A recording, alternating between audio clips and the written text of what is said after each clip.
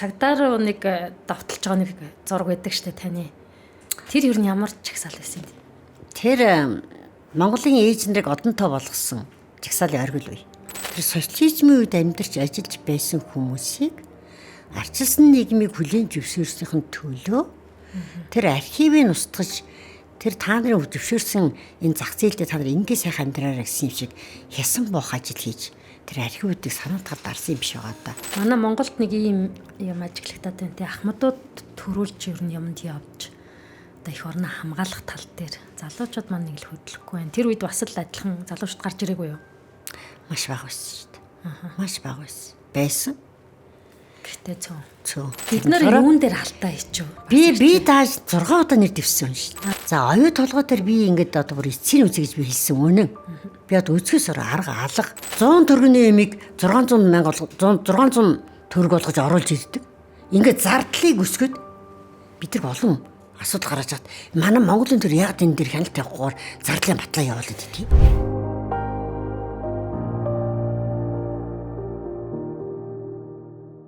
Сайн байцгаана үзэгчтэй. Зоригтой яриа подкастын энэ удаагийн дугаарт би бас их чиг урьсан юм аа. За тэгээд жагсагчдын загалмайсан ээж, тэмцэгч баасан дахин эргэн ирлээ гэсэн сэдвтэ бас сүүлийн үед олон нийтийн анхаарлыг татсан бас их чиг энэ удаад урьж өөрийнх нь амьдралын түүх болоод одоо хийж байгаа ажил за тэгээд цаашдын зорилгын талаар сонсохоор урьсан юм аа. Урилга хүлээн авч ирсэнд баярлалаа бас их ч. Та баярлалаа. Манай үзэгчдэд өөрийгөө танилцуулахгүй юу? За гэлгийн баасан багш хуульч мэрэгчлээ ийм хүн бай. Тэгээд тасаа хэлээ жагсагчдын гэж байгаа намайг тодорхойлсон байна гэдэг тий. Яг би энэ арчилсан нийгэмд амьдарч байгаа хүн ер нь нийгмийнхаа сайн сайхны төлөө өөрийн гэсэн их өндөр дуу хоолойтой байх хэрэгтэй. Төр засгийнхаа болохгүй байгаа зүйлийг өөртөө итгэл юмштэйгээр чөлөөтэй илэрхийлэх эрхтэй гэдгийг бол одоо ясмахандаа шингэтэл ойлгож авдаг. Тэр утгаараа би болохгүй юм дээр л жагсаар байгаа. Тэгээд одоо мэрэгжлийн жагсаалч гэж нэр авчлаа лээ. Одоо өөр сүйдийн уур жагсагчдын залгамаас ээж гэдэг нэр авчих шиг байна л да. Тэгээ миний энэ нэрийг одоо онцолж намайг урьсан болохоор яагаад ийм нэр авсан тухайга ер нь олон түмэнд хэлхэн зүйтэй юм байна. Яагаад гэвэл миний тэр идэж ихсэж байгаа үед чи одоогээртэй айтхан цахим ертөнц байгаагүй. Ерөөсөө хэдхэн телевиз, хэдэн сонил байлаа. Тэгээ тэр чи мэдээ цаанаа бас ожилгооттой шүү дээ, цензуртай. Юу гарах уу, юу гарахгүй бас ярина шүү дээ. Ийм үед одоо би маш их жагсаж исэн. Тэгээ одоогийн залуучууд бол тийм нэрхээр гайхчлаа авах л та. Энэ одоо танихгүй нөхөр ханаас гарч ирээд ийм нэртэй хүн гараад ирчих гэж бодчихлаа авах л та. Тийм учраас би таны урилга хүлээж авсан. Юу болоод ийм нэрийг хүлээж нэртэй болсон юм бэ гэдэг бас хэлхэн зүйтэй байхаа гэж бодоод тийм. Одоос нэг жагсагчдын чинь шантаачд монтаачд гэдэг хачаач нэр өгдөг болчиход байгаа шүү дээ. Тэгэхээр бас одоогийн залуучууд энэ чинь айгүй шантаач хийгээд айгүй юм авцсан юм биш гэж бодох гэдэг бас жоохон сэтгэл имзэглээд ер нь бас юм байгаагаар нь хэлхэн зөв баг гэж бодсон. Харьцангуй манай үеийнхэн бол таныг мэднэ, таны үеийнхэн бас мэднэ. Одоо залуу үе бол арай хараахан бас танихгүй байж магадгүй. Гэхдээ л монголчуудын бас эрх ашигын төлөө, ахмадуудын эрх ашигын төлөө таны хийжсэн тэмцлүүд бол маш үн цэнтэй байдаг болохоор энэ сүүлийн үеийн олон нийтийн сүлжээнд архив болон хадгалагдсан байт юм бэлээ. Тэгээ манай залуучуудаас сонирхол бас их ч юм дэлгэрүүлж үзэх бах. За тэгээд хоёлаа ерөнхийдөө таны түүх бас их сонирн байт юм бэлээ. Тэмцлийн хамгийн одоо гудамжинд гарах болсон шалтгаан яагаад тэр үеийн төр засагтаа одоо зөрчилдөж те олон нийтийн төлөө өөрийгөө золиослж явах болсон юм бэ? Энэ тухай та нэг товч яриач. Миний одоо анхны жагсаал гэвэл 1990 оны арчилсан умсгалын жагсаал бол таарна. Монгол улс одоо социалист системээс өөр шинэ арчилсан үзэл санаатай ирэх чөлөө хүн болгон өөрийнхөө төрснөөр сайхан амьдрах юм арчилсан нийгмийн үзэл санааг Монгол 89 онд бодитоор орж ирсэн. За 85 оноос одоо хойд хөршт манд престрайк гэж гарч ирсэн. Тэгээ тэрний давлгаагаар хаа байгаа нэг хүн бүх болохгүй, нийгэмд байгаа одоо болохгүй, ил тал бүх юм ярьж эхэлсэн. За энэ сэдв нийтийн дунд явсаар хамгийн сүүлд 1989 оны 12 сарын 10-ны өдөр олон улсын хүний эрхийн өдрөөр анхны жагсаа цуглан гэдэг зүйл болсон. За эндээс дэлгэрүүлээд ингээ 90 оны маш олон жагсаал цуглаанууд явсан. За энэ дотор оролцож явсан хүний нэг бол би байгаа. Тухайн үед би Хинтээ аймгийн Хэрлэн баялаанд багш пенер өдөртөгч ажилтаа байсан. За тэр чинь бас л тухайн үеийнхаа нам засгийн хэлний доотлын байгууллагууд бид нар чинь никkel намтай байсан чинь. Тэгээд одоо тэр үед ингээд жагсаал цуглаанд оролцох болсон гол шалтгаан бол манай залуучуудын байгууллага болох одоо тэр үеийн залуучуудын байгууллага онц их хурл гэж болсон. Тэгээд тэр онц их хурлд би төлөөлөгчөөр аймагс ирж оролцсон. Тэгэхэд Улаанбаатар хотын жагсаалууд бол маш хүчтэй болж эхэлж ирсэн. Тэгэхээр би 90 оны жагсаалуудаас хамгийн хүчтэйг нь бол ер нь 1990 оны 4 сарын 27 оны жагсаал гэж хардаг. Маш хүчтэй байсан. За 90 оны 3 сарын 7-ны үлсэлэн 9 хүртэл одоо намын төгөөрөг тогтцуулсан. Энэ жагсаалууд маш том жагсаалууд байсан. За дээрэс нь одоо ховдод, хөвсгөл, Эрдэнэтэд, Дархан тэгэл аймагуд бас жагсаж. За энэ бол ер нь ард иргэд дуу хоолойгоо нэгтгэж ингэж жагсаж цуглах гэдэг бол маш үнэтэй зүйл юм аа гэдэг надад ийм ойлголтыг өгсөн юм байна. За тэгээд арчилсан хувьсгал жагсны хүчинд 1992 оны 1-р сарын 13-ны өдөр үнцөл баталсан.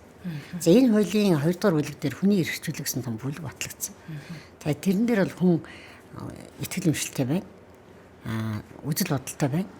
Тэгээ сайн дураар эвлэлд нэгдэж жагсаж болох нь бол эрхтэй гэсэн юм эрхийг бол ингээ хуульчлагдсан. За энэ бол надад бүр илүү итгэл үнэмшил төрүүлсэн гэсэн үг. За тэгээд энэс хойш 1994 онд багш нарын ажил хаялт болсон. За энэний том жагсаалыг бас өөрөө зохион байгуулж бас өдөртөн чиглүүлж байгаа. Яваад багш нарын цалинг бол 20% боттой нэмэлсэн юм байна. За өмнө нь бас засгийн засгийн газрыг огсруулах төр засагтаа бас харилцах тооцох юм том улс төрийн үлсгэлэн болсон. Тэгээ энд бас би нэлээд идэвхтэй оролцсон хүмүүсийн нэг. Үлсэн зарлаагүй гэхдээ үлсгэн зохион байгуулсан хүмүүсийн дэд ажиллаж исэн. Ийм хүн байгаа. За одоо ингээ 96 онд арчилсан хүчин 50 судал авч ялсан гэдэг ийм асуудал үүссэн. За ингээд арчилсан хүчин хэдийгээр төрийн эрхэнд хүрсэн боловч орон нутгийн сонгуул дээр бол манай арчилсан хүчин алдаатай бодлого явуулсан учраас орон нутгийн сонгуулиар бол нөгөө эсрэг намдаа бүх саналаа алдсан. Тэгэд одоо энэс болоод төрийн шийдвэр дээрээ гарахад дунд шатныхаа анхан шатандаа хүргэндэж их том ажил шүү дээ. Тэгээ энэ дээр их том доголдол үүснээс болоод 2000 онд Улсын хурлын 76-ын 72 нь хуучин нам гарсан. 4 марцс хуучин нам гарсан. За ингээд одоо Монгол улс тэр арчилсан үзэл санаа, эрх хэрэг чөлөө одоо энэ хүний үнэт зүйл тий бүх одоо анх дэвшүүлсэн юм 10 жилийн дараа үнцэнтэй мухталд орсон. Нэг хүрээлээд энэ үнцэнтэй нэл гарчил 10 настай байхдаа нуг дарагдсан гэсэн үг. За энд бол минь сэтгэл хэмжүүлсэн. Яг л барьчлал үнэт зүйл эрх хэрэг чөлөө тийм ээ би энд бол бас Монгол хүн бид нар яагаад эрх чөлөөтэй амьдарч болохгүй гэж амьдралын утга учир бол эрх чөлөө энэ бол агаартай адилхан хүмүүстэй адилхан тийм ээ гэд ингээд асуудалд нэгэн бодтой хандж эхэлсэн. За энэ хугацаанд би ардын намын тийм олон судал авчихаар ер нь одоо арчилсан хүчин нэг нэлийн хүчтэй гарч ирж асуудал ярих байх гэж ингэж горьдсон боловч нөгөө ялагдсан жинхэнэ арчлын үнэт зүйлийг тээж явж байгаа нам маань сул ажилласан. За тэгж ажиллаа хийж чадаа. Ер нь чадаагүй. Тийм л учраас би одоо өөрөө ирэхгүй. Өөрөө гарч иж Сүхбаатарын талбай дээр жигсах үнслийг ингээл тавигдсан гэсэн үг. Тэр нэг цагдаа руу нэг давталж байгаа нэг зураг байдаг штэ таны. Тэр ер нь ямар жагсаал байсан юм бэ? Тэр Монголын ээж нарыг одонтой болгосон жагсаалын оргил үе. Тухайн өдөр бараг 14 хоногийн өмнө хата бид нар ингээд Монголын ээж нарыг ардны эсвэл цагаан тугад мөргүүлэх тэнд нэг зурсгалын дураг татуулах асуудал ярьсан. Тэр 21-ийн ээж бол зүгээр нэг жирийн 21-ийн ээж байгаагүй. Монголын анхны 3 ихэр дундгойгоос авчирсан бид нар. Анхны 3 ихрийг. За тэгээд Монголын анхны доктор, анхны жолооч, хамгийн олон хүүхд төрүүлсэн 21 нас хүүхд төрүүлсэн ээж гих мэтлэнгээр одоо Монголын ээж нарын бас төрөлдөө хушуулцагч байсан ийм ээж нарыг бид нар цуглуулад 21 ээжийг бид нар орж эсвэл цагаан тунд мөргүүлье гэсэн. Яг бол Монголын ахмадын чөлөөт холбооноос сая 500 квадрат метр энэ том талбайг хүнтэй байж л бидний эзэнтэй байлгана гэдэг ийм зарчим тавьж ирсэн. Тэгээд социализмын үед олон хүүхд төрүүлсэн ээжид одонг урамшуулт өгдөг байсан атлаа 90 оны арчил гараад энэ байхгүй болсон. Тэгэхээр энийг буцааж гаргаж ирсэн. Маш чухал юм. 4 хүүхд төрүүлсэн ээжид 2 дугаар одонгийн 500 сая төгрөгт өг. 6 хүүхд төрүүлсэн ээжид 1 дугаар одонгийн сая төгрөгт өгөө гэдэг асуудал гаргаж тавьсан. За намайг алтан загсны эмгэн гэж хэлсний учир энэ. Нэг хэсэг биш алтан загсны эмгэн байлаа шүү дээ. Тийм үг Монголд байхгүй гэдэг. Гэтэл тэр байтах юм байгааг би мэдчихсэн. За яаж мэдсэн бэ гэхээр ахмадуудын асуудлын тэмцэл бол ерөөсөн тэр үед ахмадууд маш хүнд байсан. Бүрэн тэтгэр 32 мянган төгрөг. Хойд тэнцвэрсэн тэтгэр 20 мянган төгрөг. Тэгсэн мөртлөө нийт тэтгэр авчин 5% нь өндөр тэтгэртэй. 95% нь 20-32 мянган снэл тэтгэртэй байсан. Гэтэл тэр улсууд чинь буруу юу зөв гэдгийг түүх нотлохоос биш тэр улсууд бүхэлдэн социалист системийн цаг наргүй ажилтг бүтээн байгуулалтад оролцсон хүмүүс аахгүй юу? Тийм. Тэгээ тэр улсуудыг зах зээлд гаргахад нь тийм бага мөнгөөр амьдруулна гэж маш осолтой. Дээрэс нь банкуд тэтгэврийн зээлийн хүүгэд 18-аас 24% хүүтэй банк зээлгдэг байсан. Маш өндөр хүүтэй. Уг нь бол тэтгэвэр гэдэг бол хуримтлаасаа буцааж аваад ахмад настай улсын хойно дутхгүй амьдрах ийм хуримтлалын хариу шүү дээ. Тэгээ тэрийн зээлэр өгөөд дахиад бүр өндөр хүүтэй өгөөд ингээд ахмадууд үндсэндээ ер нь дайны байдалд байгаа юм шиг үлсгэлэнгийн байдалтай байсан. Дээрэс нь ахмадууд хууль гэж юу гэдгийг бид нар ямар хууль гэдгээс огт мэддэггүйсэн. Хуулийн дагуу амьдрах тухай юу ахмадууд ойлгохгүйсэн. Ямар ч харьяал байхгүй. Нөгөө байгууллагууд нь бүгд тарцсан. Хамт олонгүй болцсон. Ганцаардын юм ерөөс өгрөө. Тий, ганцаардалд чөлөө цагийг зөв өнгөрүүлэх юм юу ч байхгүй. Эрүүл мэндийн байгууллагууд хүртэл ахмадууд очиход насны дөрөлт гэдэг хизээч хааж байдгүй эргэтийн байд юм шиг. Тийм насны дөрөлт гэж эргэтэн хүн дотор байхгүй шүү. Тийм аншидад эмнэлэг хүртэл үйлчлэгээ байлцсан байсан. Тэр битгэл бүр ноцтой юм байсан. 4 хүүхэд төрүүлсэн ээжийг нөхөн олгорын ээж гэж хэлээд 36-та 41-т 48-т тэтгэврт гаргацсан байсан. Ажилласан. Шууд ажилласан. Яг тэр 4 хүүхэд гаргасан бол тэрнээс дэш хүүхэд тусад бүгд ажиллах болсон байсан. Эд сайхан ажил хийх насандаа ажиллах болсон байсан. Өөрөөр хэлбэл энэ нийгмийн шилжилтийн үед хэлмэгдэж шүү дээ. Шинэ нийгэм рүү орохдоо нөгөө инэрэнгүү тийм ээ хүнлэг инэрэнгүү тэгш судрах сайхан нийгэм байгуулна гэж үндсэн хуулийн дээр зооцоотлоо хамгийн харгас хамгийн инэрэнгүү биш тийм маш ялгууртай тэгш бус ийм асуудал руу иргэдэг оролцсон байсан. Тэгээд энэ дээр би хүний эрх зөрчилгөөс хамгаалах төв гэж төрөмс болгохтой байсан. За энэ төвд маань хууль хяналтын байгууллагын өмнө хохирсон хүмүүс над дээр ирдэг байсан. За гэтэл энэ манай төвд 40 гаруй ахмадууд өргөдлөгсөн. Тэд нар ямар өргөдлөсөн гэхээр ахмад дайчид. Нөгөө олон хүүхдийн тэтгэр таасан нөхөн олгор ээж нар. Нөгөө нэгдэлд насаараа ажилласан ээж нар. Нэгдлийн ажилчид бол маш хэцүү шүү дээ. Асар хүндсэн. Ишгээ аврах уу өвдсөн хүүхдээ аврах уу ишгэрүүл явдаг гэсэн үг байхгүй да. Тэгэхээр ийм хүнд ачаа үүрчээсэн олон хүүхэд төрүүлсэн тэр төлбөр дайнд явж 39-45 баруун хязгаарын тулгуурлалтанд сумны өөдөөс амиа өгөхөд явжсэн хөрчүүд хүртэл энд өргөдөлт хамрагдсан байсан. Бид нар маш хэцүү байна. Ядарч өдөрч тэтгэр хүрхгүй байна. Гадаа хээр хонж байна. Гэр оронгүй байна. Заврах хүүхэд зодож байна. Миний тэтгэрийг охин маань, хөргөн маань, хүү маань надад хэлэхгүй ингэ зээлээд аваа явцсан. Ингээ би ерөөс хэцүүж ингээл маш олон хэцүү байдалтай өргөдүүд ирсэн. За тэгэд би маш их гайхсан. Тэр үед би 41 настай байсан. Юу болоод байгаа юм болоо гэ. 41 настай хүн 60-аас дээш 103 настай хүмүүсийн хоорондох амьдралын тэр проблемтай өргөдлөг хүлээж аваад шууд ухаарна гэж байдгүй юм бэл. Тийм. Ерөөсө толгойн хуухгүйсэн. Баянзүрт дүүргийн нэг хөгшнөөс би нэгдэл 41 жилд ажилласан мөртлөө 20 мянган тэтгэр авдаг. Яагаад тэгэхээр миний 41 жилээс 30 жил нь байхгүй. Надад тэтгэр тогтооход 11 жилээр миний тэтгэрийг тогтоож өгсөн. Тэг би энд маш гомдолтой байна гэж надад өргөл ирсэн байсан. Тэг би тэр хөгшнөд гэрийн хаягаар очив. Очсон чинь тэр хөгшин үндэстэн яснуудын хувцас өгдөг. Мундаг уран гişүн байсан. Одоо тэр үед тэр хөгшин чинь нэг 76 70 байсан санагдаж байна. Би 20 жилийн өмнө юм ярьж байна. Бараг 22 жилийн өмнө юм ярьж байна. Тэгээд би тэр хөгшөнд та ингээд ийм сайн тэр хөгшин маш сайн амьдралтай байсан.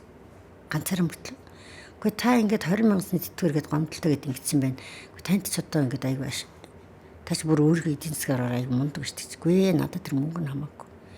Би хүүхэд гарах завгүй шахуу нэгдлийн ажлыг 31 жил хийсэн. Би ганцхан хүү төрүүлсэн.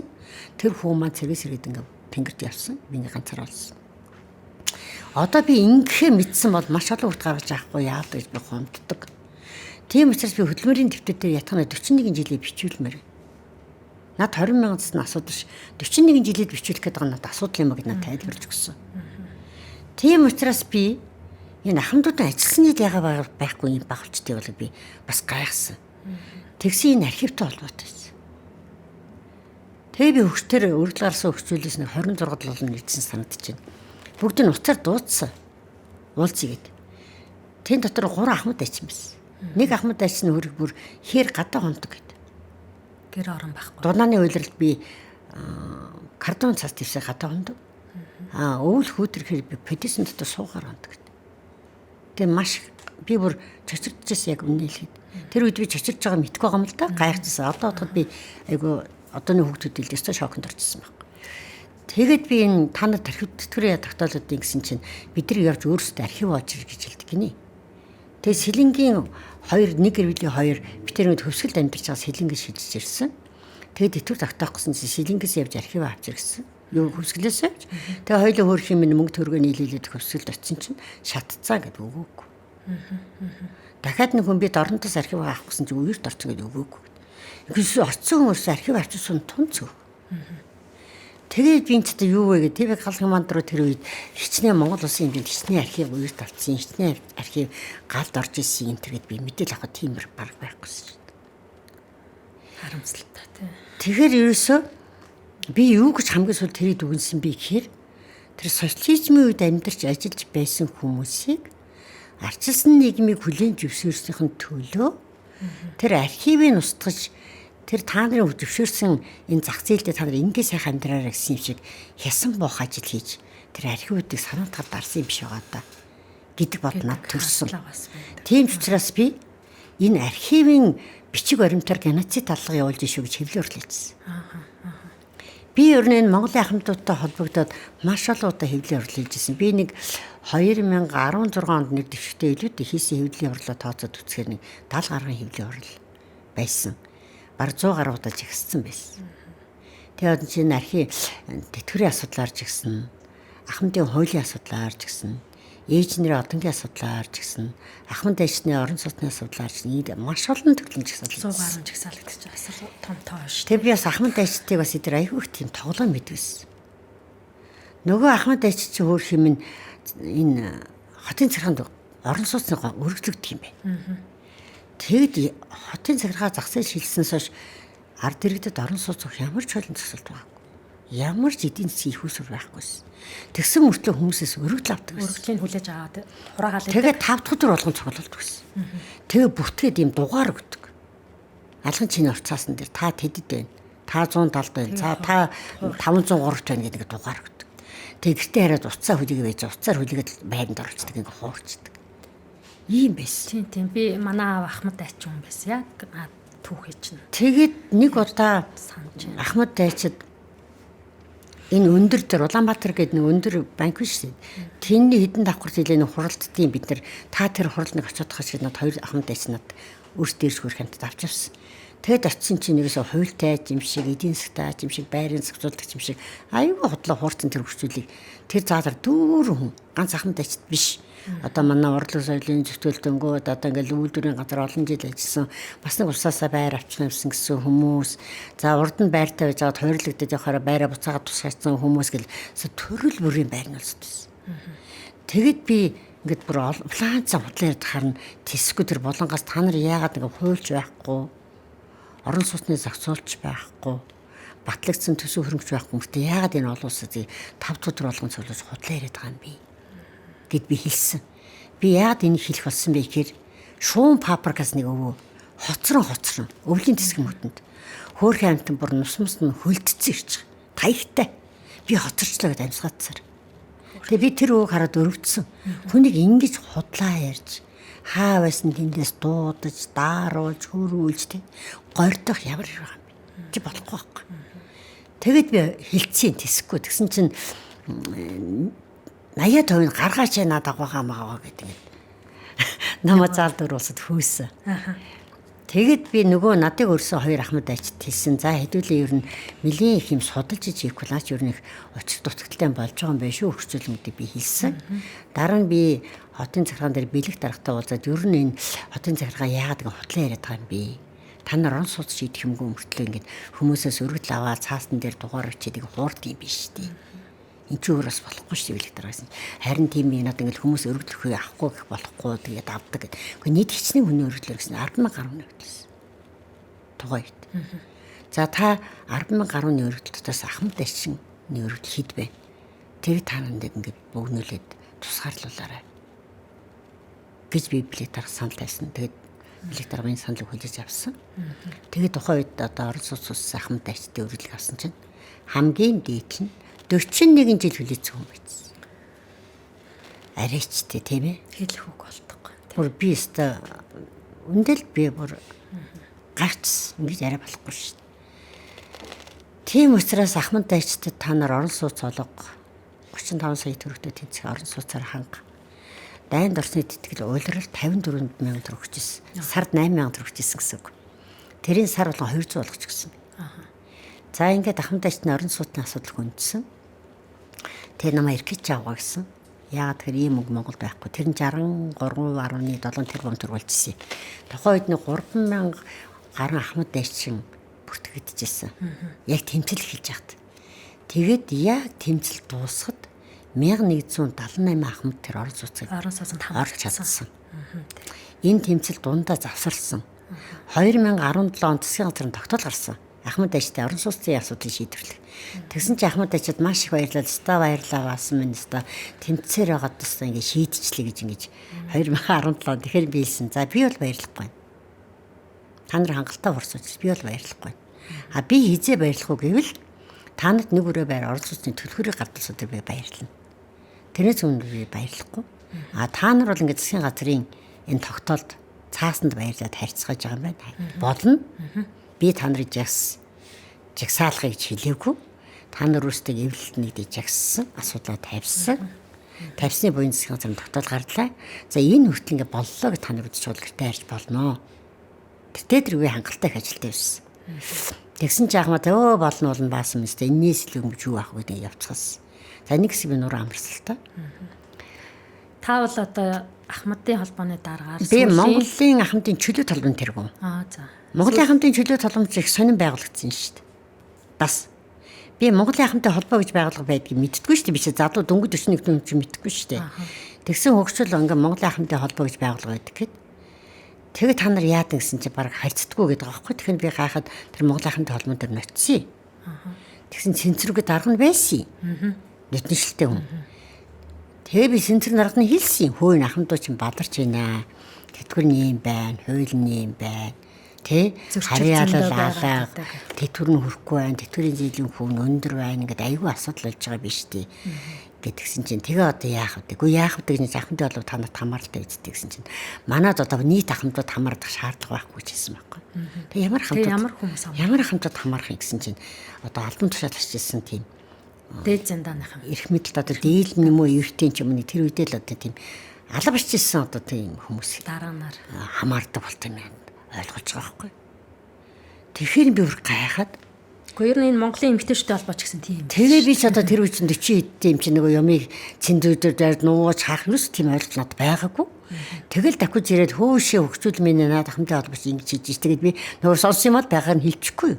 Тэгсэн байхгүй наахамд бид нар чи эзэнгүй юм биш. Бид нар дахамтын байгууллага байгуулчихгүй. Тэгээ байгуулах. Тэгэхгүй юу? Тэгэхээр би за та нар Монголын ахмадын чөлөө толгой гэж юм байгуулцгаа. Энд та нар нам бити яриа. Ямар ажил хийжснээ бити яриа. Ерөөсөө хүн настай болохоор яаж амьдрдгийг. Бус орны ахмадууд яаж амьдраад байгаа юм. Тэр ахмадгаа яаж хайрлж хамгаад, яаж хайрлуулж хамгаалуулдгийг. Тэрийг л та нар нэгдүгээр тавь.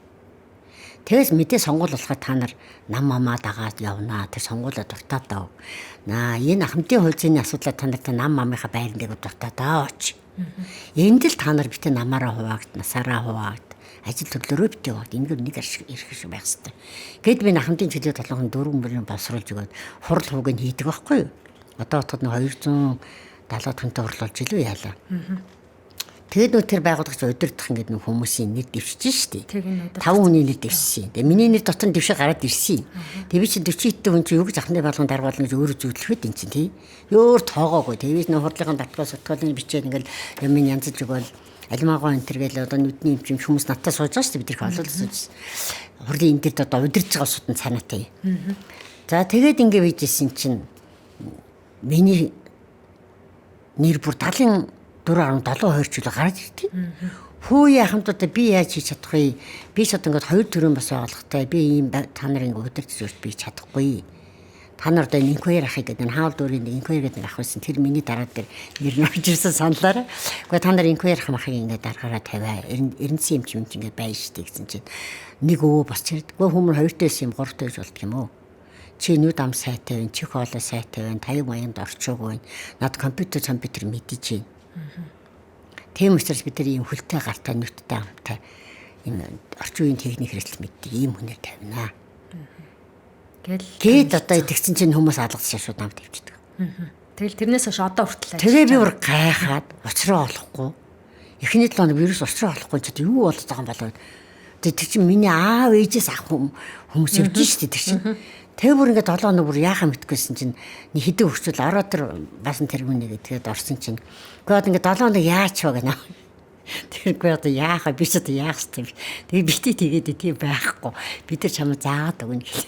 Тэгэл ерөөсөө нөгөөдөл чинь юм өглөө болгон эртээр ингийн гэл надад чинь ингээд эхний 3 сар хөтөлж байгаа байхгүй нөө хөвчөл чинь. Тэгээ чи ингээд ард хөвчөл бол одоо тийм ингээд хаж би хийштэй тэр настай усууд өгд ороод. Тэгэл 3 сарын дараагаас эхлээд арай нэг жоохон дөрвтэй болоод тэгээд ингээд ахмад болгон даргалч удирдлагч байгаа байхгүй. Тэгсэн чинь нөгөө тэр үед чинь бааса ямар ахмад юм уу 40 идэгтэй гэж Монголын ахмадуудыг торхирлаа хийм болж илаа. Тэгсэн чинь хөгжөөл уурлаад бидний тэр 100 гарсан хүн 80 идтэй 90 идтэй хөгжөөл чинь би баг том зээ охин шин зээтэй мэдэн чадсан шүү. Тэр үед залуухан. Тий чи одоо 41 2 дэх хамаг залуу илгүй яг тэр 190 гарцсан сууд чинь. Тэгсэн чинь юу гэж хэлж байгаа хамаагүй явж гэл ингээл намайг чинь энэ Монголын ахмадын чөлөөт толгойтой хувь зээг маань холвсон. Би маш их баярлж явдаг. Тэр үчин би залуу, омголон, хурдтай, хүчтэй, ууртай, уцаартай, бухимдалтай яавал яхад билэн тесрэг бөмбөг шиг юм явж байгаа шүү дээ. Би ер нь өөрөө нэг тийм шудраг болсон юм дэрсэ автаач хамаагүй үзчихдэг нэг өөр тийм байгалийн юутай хүн л дээ.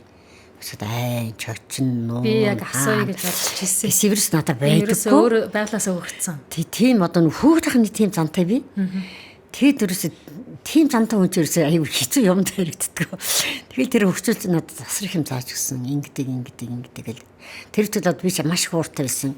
Нөгөө дарга нар чинь ингээл яваал орохоор хамтууд ил цаг хуураад нөгөө хөвчөл нь баярлалаа мөн гэл. Бухимдлаа илэрхийлнэ. Бухимдлаа илэрхийлэх гэхээр нөгөө хамтууд чинь цаа хоолоор ингээл чихэр мөхөр тайлал гэх нөгөө хөвчөлж уйрч байгаа байхгүй. Сайхан ааштай том дарга өгүүлчихэр өөстөө сайхан ааштай хөөлгөл нөгөө хөвчөлж уйрч. Тэгэхээр л би ирэл та нар одоо хүний сайхан ааштай дээр очих гэсэн юм ордонд орж үзэх гэсэн юм уу? Ярьсан юм ч байхгүй худлаа магтаа сонсороод худлаа та нар үрцээд гараад ирлээ. Нэг ч юм шийдэж чадсангүй гэл би ингээл хэлдэг байхгүй та нар хүний алтан цаг ороод ингээд дуусгаа хийчлаа гэл. Тэгээ сүлдээ хөвчүүлж байгаа нэрээ тийм байж тэгэл. Өндөр бүр зөндөгөө сурцаа би минийсээ. За тэгээд энэ хүртэл ярианаас манай үзэгчд бас ихчиг маань тэмцэгч нарын одоо залмаас ээж гэдэг нэр алдрыг хүртгүүц хэмжээний маш олон ажлуудыг хийснийг мэдэж авлаа. Тэгээ ээжүүд одоо өнөөдөр одонгоо мэлалгаж төрийн ордондоо маш олоолаа ордог болсон. Энэний эхлэлийг тавьсан байна. Ахмадуудын орон сууцны асуудлыг шийдэжсэн байна. Тэгээ 100 гаруй жагсаалт цуглааныг зохион байгуулж оролцож исэн гэхээр энэ ардчилсан хувьсгал яснаас хойш нийгмийн төлөө хамаг амьдралаа зориулсан байгаа байхгүй юу?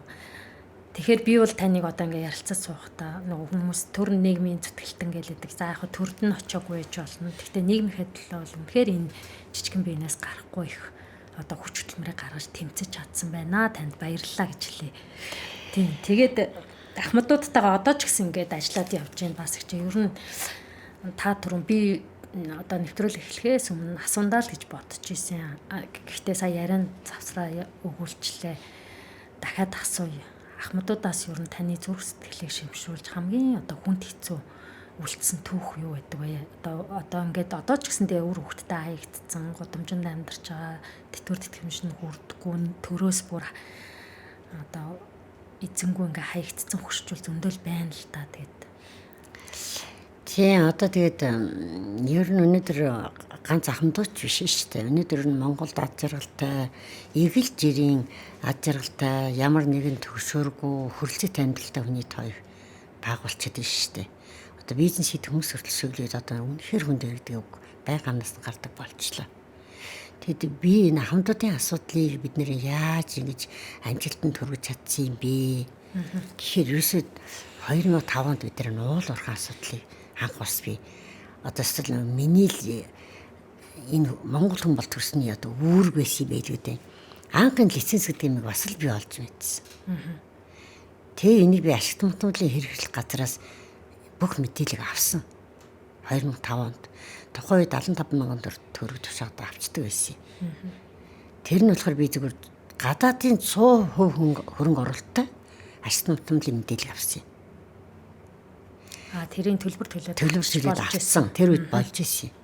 Тэгэд би тэрийг аваад судалгаа хийж үзээд би бас энэ Монгол улс чинь газрын хэвлийн баялгаа лиценз гэдэг нэг нэртэй 50,000 төгрөгийн саасаар ехөрнө алдчихжээ гэдэг би ойлгосон. Энэ бол 2006. Одоос 20 жил юм. 20 жил юм. Тэгээд одоо би энэ Монголын ахмадын чөлөөт холбоон дээр ирж исэн тэрх заал дөрөв хөгжүүлд би танилцуулсан. Хамтдаа энэ Монгол улсын газар ийм байдалд орчиж байна. Би ингээд бүр аль бисны мэдээлэл аваад үзсэн ийм болчихжээ гэж би гар тавьсан. Тэгэхэд ахмадууд юу тэтгэр байтгаа их хөрөнгө болж байгаа юм биш тэгэл одоо бүр улам их хүн цуглдаг болсон. Эхлээд нөгөө тэтгэр энтер дээр цуглдаг байсан биш тэгэхээр тий.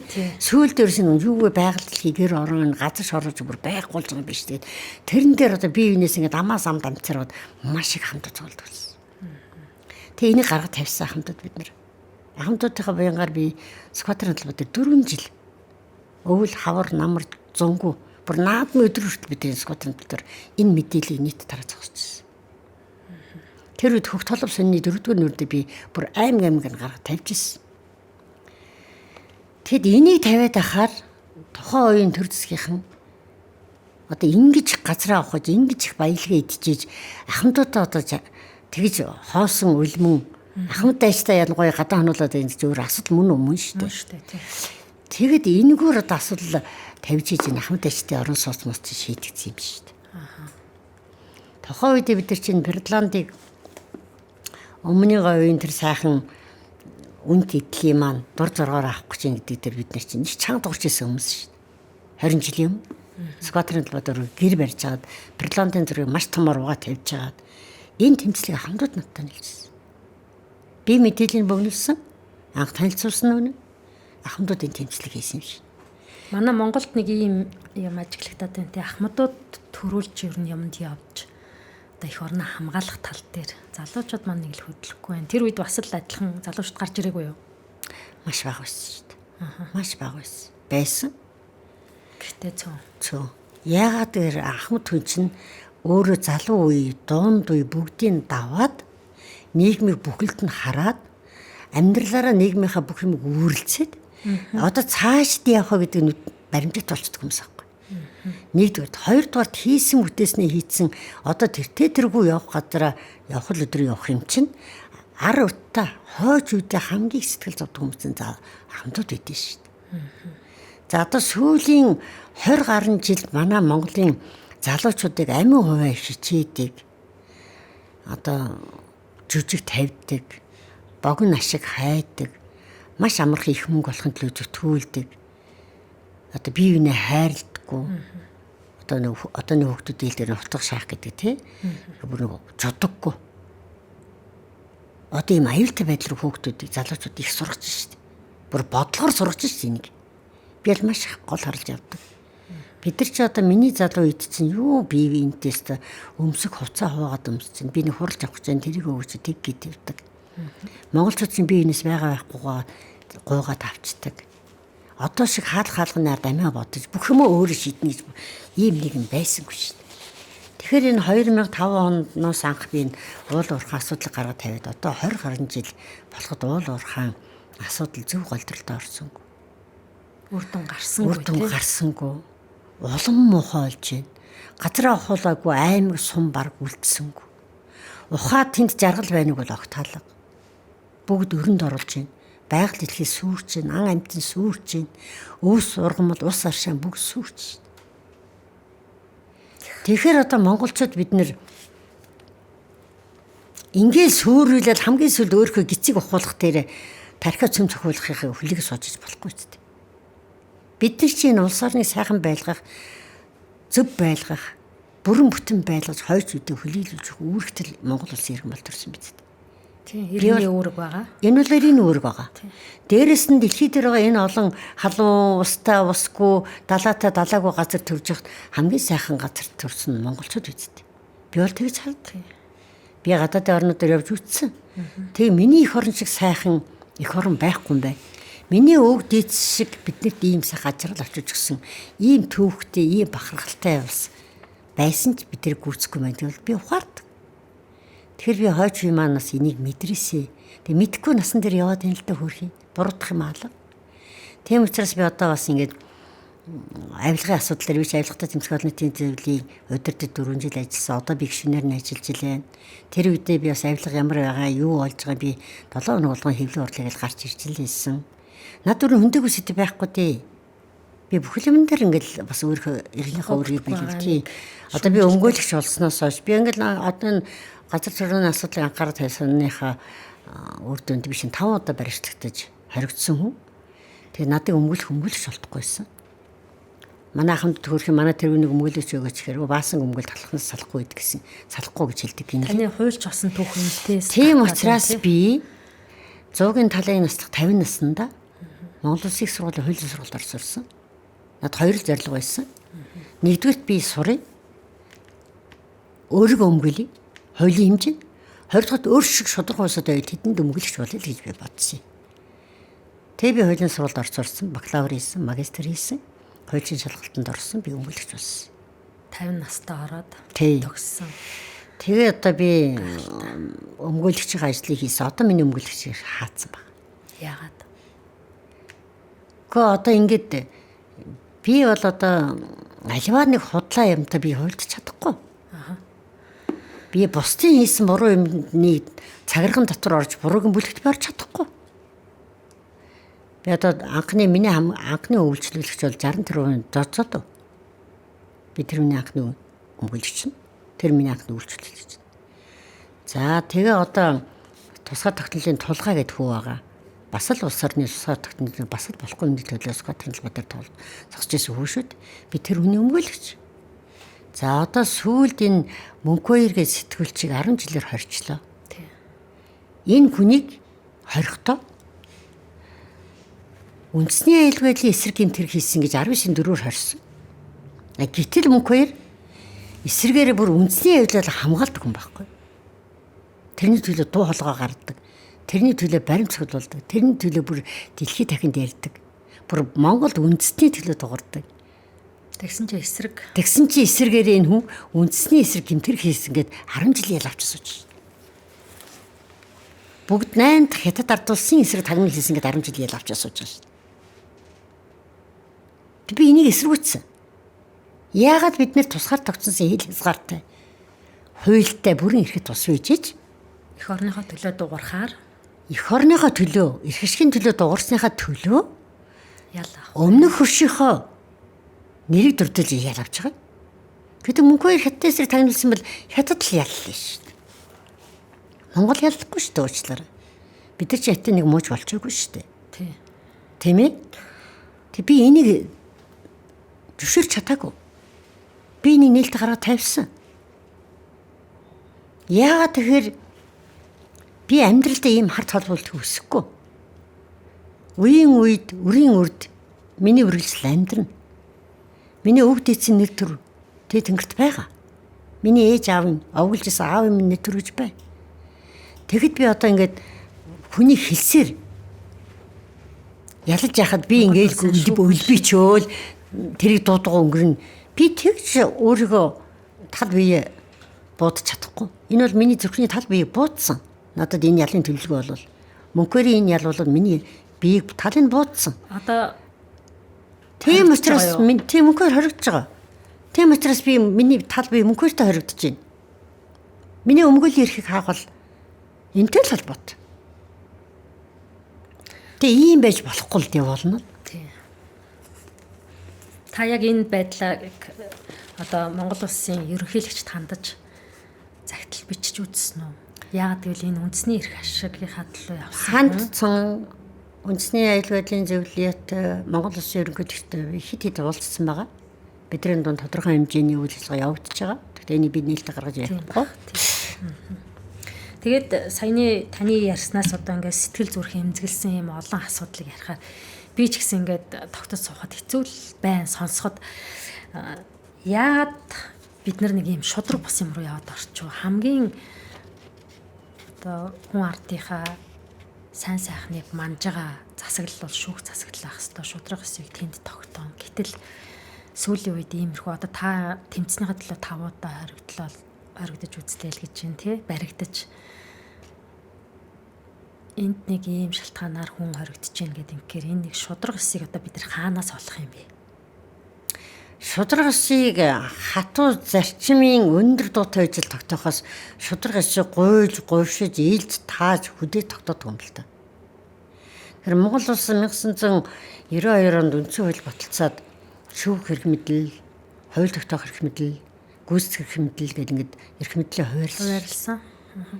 Гэтэл өнөөдрийн байгаа байдлаар эрх мэдлийн хууль байхгүй болчих.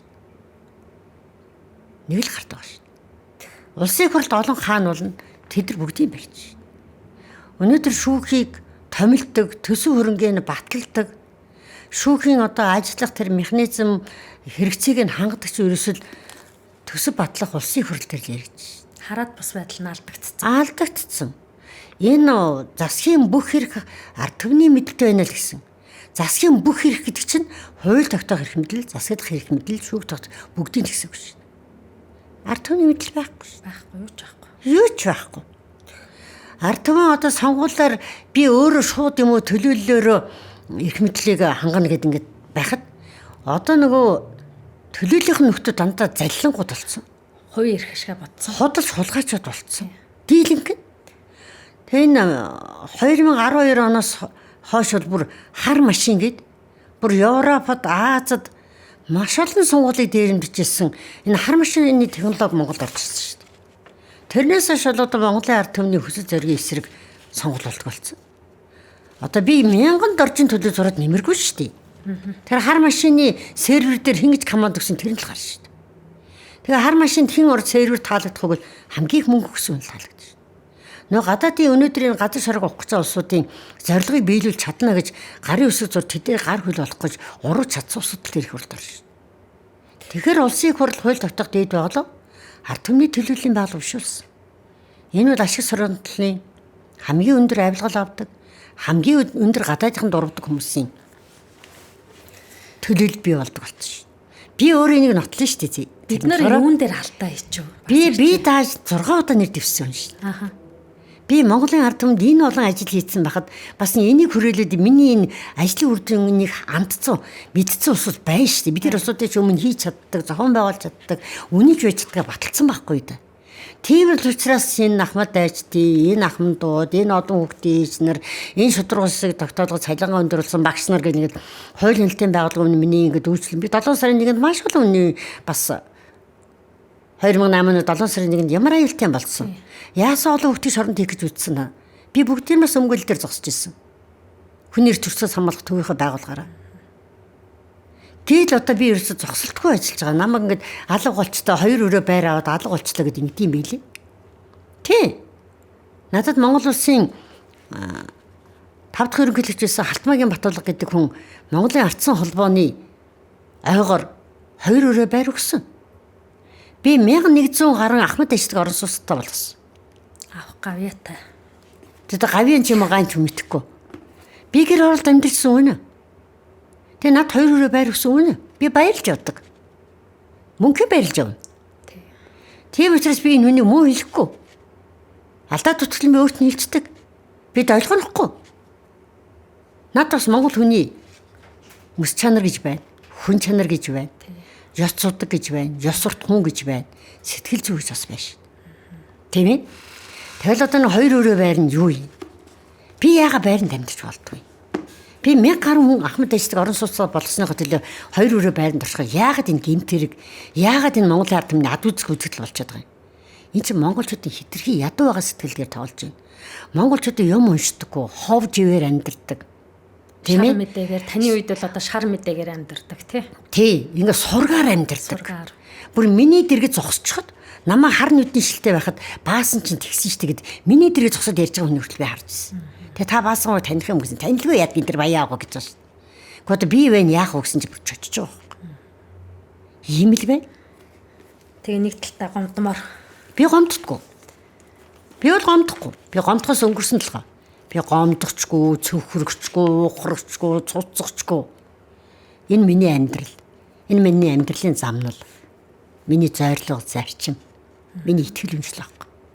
Тэгээ одоо намайг гомдчих байх, инхээр цөрчих байх гэж мөн ч үзэж байна. Уучлаарай.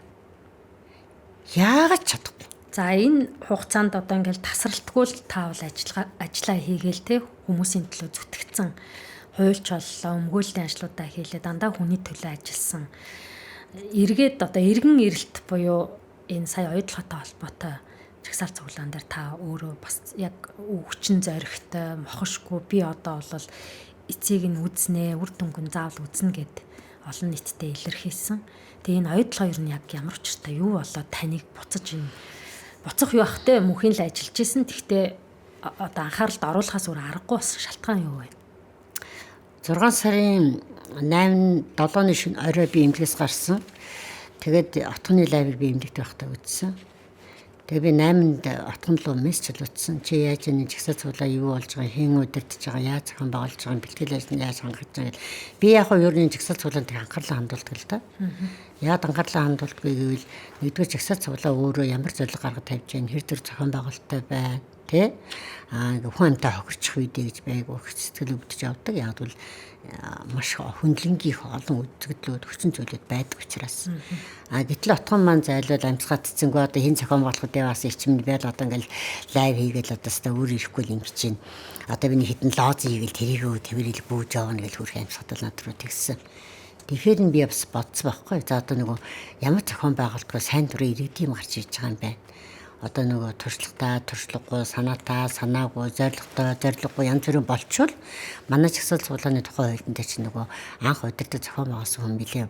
Хариуцлага асуудлыг үрдэн штэ. Тэгээ би яанда мо отгоны юмнууд янз бүрийн хийчих үедээ хүрхийг гээд бас өөрөө нөгөө зөндөл төрлөө орж авсан хүнийхээ хувьд би отгоныг маш хайрлаж явдаг. Отгон бол их зарчмын тууштай барьж авсан ажлаа дуусгахад зүтгэдэг юм хөвгт байхгүй.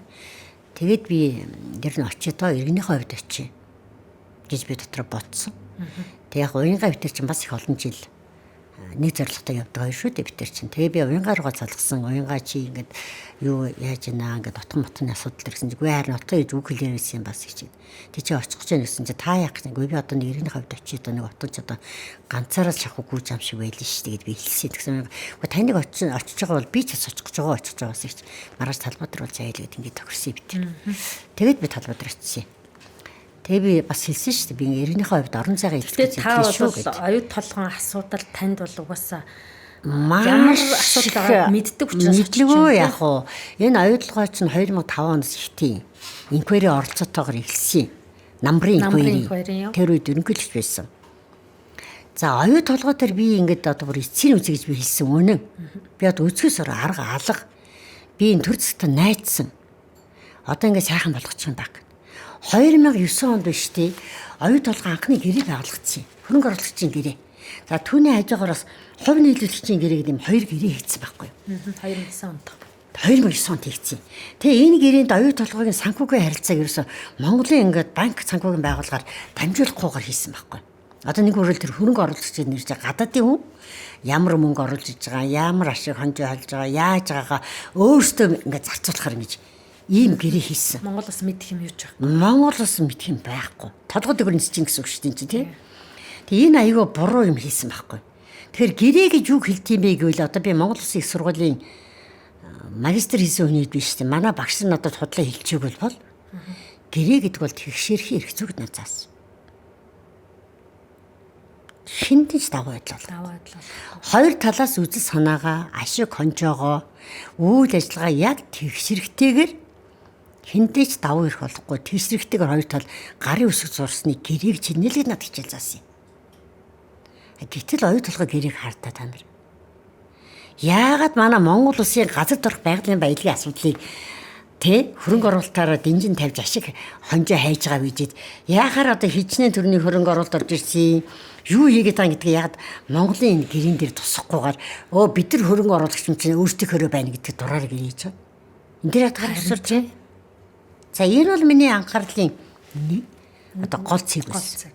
Нэг хүрээлвэл гэрээний нэг тал яасан бэ? 5 эрх хэдэлсэн гэсэн үг. Байхгүй юу?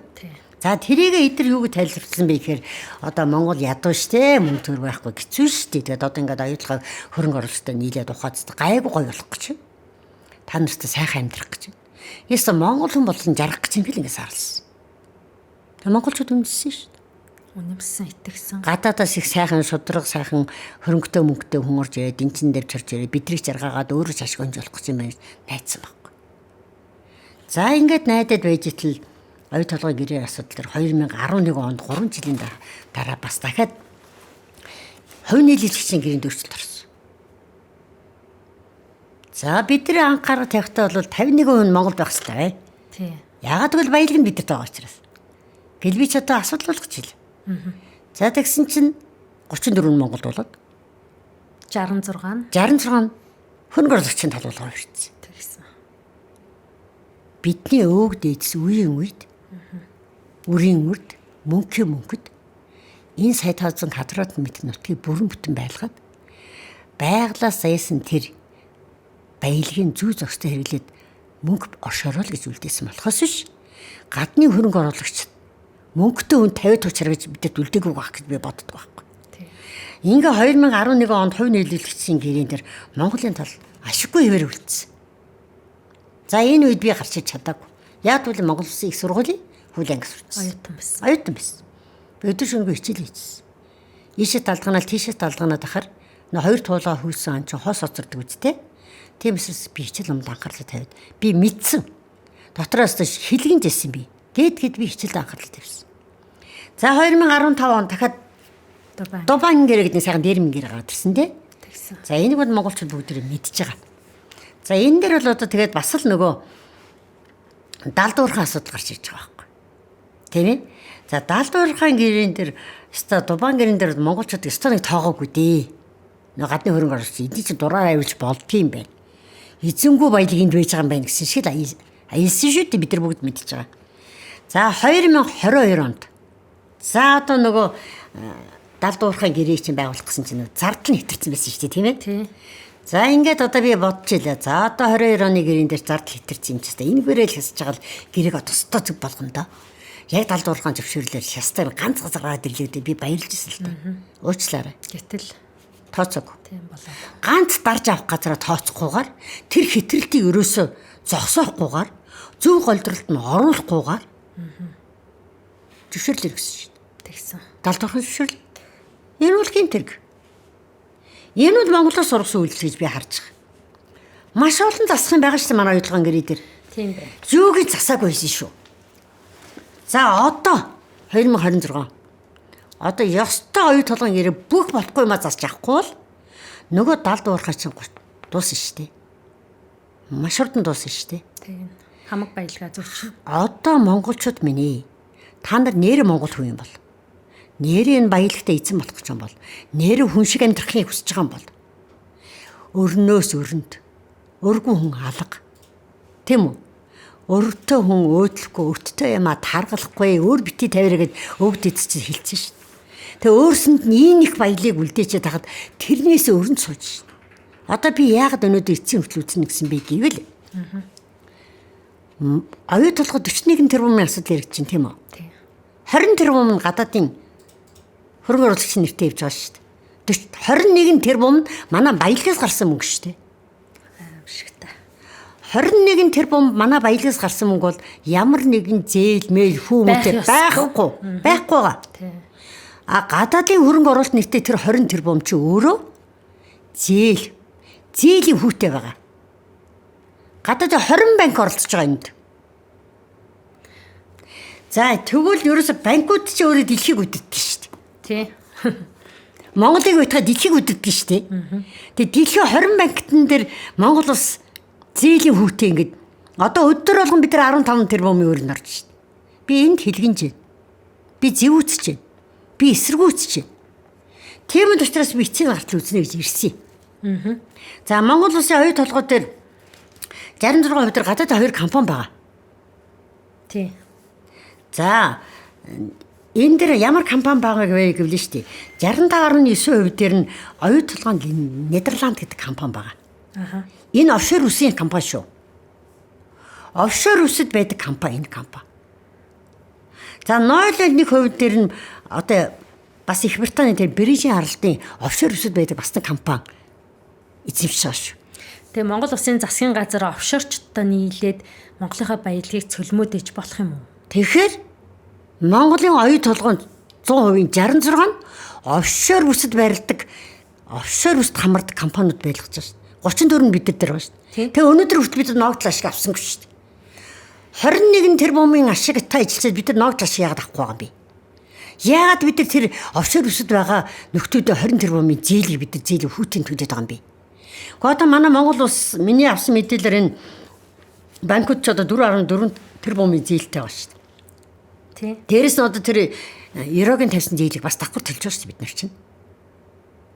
Тэгвэл манай Монгол улс ч одоо энэ баялагаас олсон зээлийн хүүгийн 3 тэрбум манай Монгол улс төлчихэд байгаа шүү дээ өөрсдөө. 3 тэрбум зээлийн хүү төлчихэд байгаа шүү дээ. Гэхдээ энэ чинь одоо бид нар чинь өөрийн гэсэн баялагтай байж ингээд эзэнгүүгээр орон байгаа юм шиг ингээд идэх нь яаж байгаа юм бэ? Тэгэхээр 2009 оноос хойш өнөөдөр хүртэл 17 жилийн хугацаанд хэдэн засгийн газар гарлаа. Хэдэн улсын хөр гарлаа. Хэдэн ерөнхийлөгч ажиллалаа. Тэгээ яагаад энэ дэр өнөөдөр хүртэл ингээд засаж залруулах энэ Монголын баялагийг Монголд нь үлдээе, Монгол хөлдөнд үлдээе гэж яагаад энэ дэр дуурахгүй вэ? Яагаад энэ дэр ханцуу шамж орохгүй вэ? За энэ өөр асуудал мөн үгүй мөн шүү дээ. Хамгийн тод асуудал чинь энэ байхгүй юу? Бид нар гадныхныг муу хэлэх, гадныхныг ад үзэх асуудал энэ биш шүү. Энэ өөрөөс Монголын төрийн буруу. За тэр удирдах зөвлөөр манаас 3 хүн байгаа. Гэхдээ тэр 3 яг энэ дээр дуурахгүй. Өөрөөсөө өндөр цайл авчдаг. Дуусаа. Энэ дээр ийм юм асууя. Тууцд 3 хүн байдаг гинэ 34% тохирох нь манахаас 3. За 3 хүн чи одоо юу гэдгийг үзэл санаа нэгдээд нөгөө 6-гийнхаа эсрэг дуурахаар хүчин мөхсддөг гэдэг байхгүй юу? За дээрэс нь энэ 34% чинь Монгол Улсын засгийн газар гэдэг чинь Монгол Улсын нийт иргэдийн өмч тийм ээ төлөөлж гэрээ хийж байгаа ч гэсэн. Гэхдээ энэ засгийн газарт ажиллаж байгаа эрх бүхий хүмүүс эсвэл тэр гэрээг байгуулсан цагаас нөхцөлөд үе үеийн одоо оролцож байгаа энэ эрх мэдэл бүхий хүмүүс ер нь 34% хувьцаа эзэмшигч гэж өөрсдийгөө андуураад Монгол улсаас урвсан улс орныхаа эсрэг юм шийдвэр гаргаад яваад исэн гэж ийм төр зур буугаад байгаа хгүй. Та энэ дээр юу гэж бодож байна? Гэхдээ энэ чинь хэрэгт нь оролцоогүй угаасаа. Юу штэ. Тэр 3 биш дээ. За 66 цааталтаа 6 хүн гаргаад 34 3 хүн гараад 9 болчихж байгаа биш дээ. Ойлгож байна би. Гэхдээ тэд чинь монголоор ярьдаг юм байгаа зү. Монголын иргэн юм байгаа зү. Гэхдээ энэ оюу толгойн гэрээ дээр чи бид нар гуруулах нь шүү 34 дээр. Гэхдээ ийм юм хууль ёсны мэдээ шүү монголчуудаа гэж бидэрт хэлчихэл тэд нар сууж өндөр цайл авч байгаа юм байгаа зү. Тэр 3-ын нэртэй оюу толгой биш шүү дээ. Энэ чи Монгол улсын оюу толгой шүү дээ. Монголын нийт ард түмний өмчтэй. Бидэнд мэдээлэл өгдөг. Тэгээ бидэд мэдээлэл өгдөг. Тэгэл өндөр цалиндаа хагчдаг юм уу яадын, цадчдаг юм уу, баяждаг юм, тэричдэг юм гэдэг гуйлцдаг. Одоо оюу толгой дээр ажилласан, туузад ажилласан тэр 3 хүн нийт хэдэн хүн ажилласан байна. Тэр хүмүүс энэ асуудал дээр зөв бид нар тэлдэггүй махад энийг ч зөвшөөрөхгүй нэг сөрөг байр суурьтайгаа тэмдэглэлд нь хөтлөсөн байнгүй гэдэг бид нар шалгах хэрэгтэй шүү дээ. Яг асам дээр. Өнөөдөр Монголын прокурор хайцсан. Прокурор чи яа тий? Одоо нэг юм нийтийн эрхийн төлөө прокурор чинь ажиллах тангарахтай шүү дээ. Тэг яагаад энэ прокурорд ажил хийх байгаа юм? Яагаад тагнуул ажлаа хийхгүй? Яагаад тагнуул ажил хийх байгаа юм? Энэ ч асуудал шүү дээ. Хуудсад ажиллаж байсан Баясгалан гэдэг эмэгтэй за бас их ч хуульч болохоор асууя.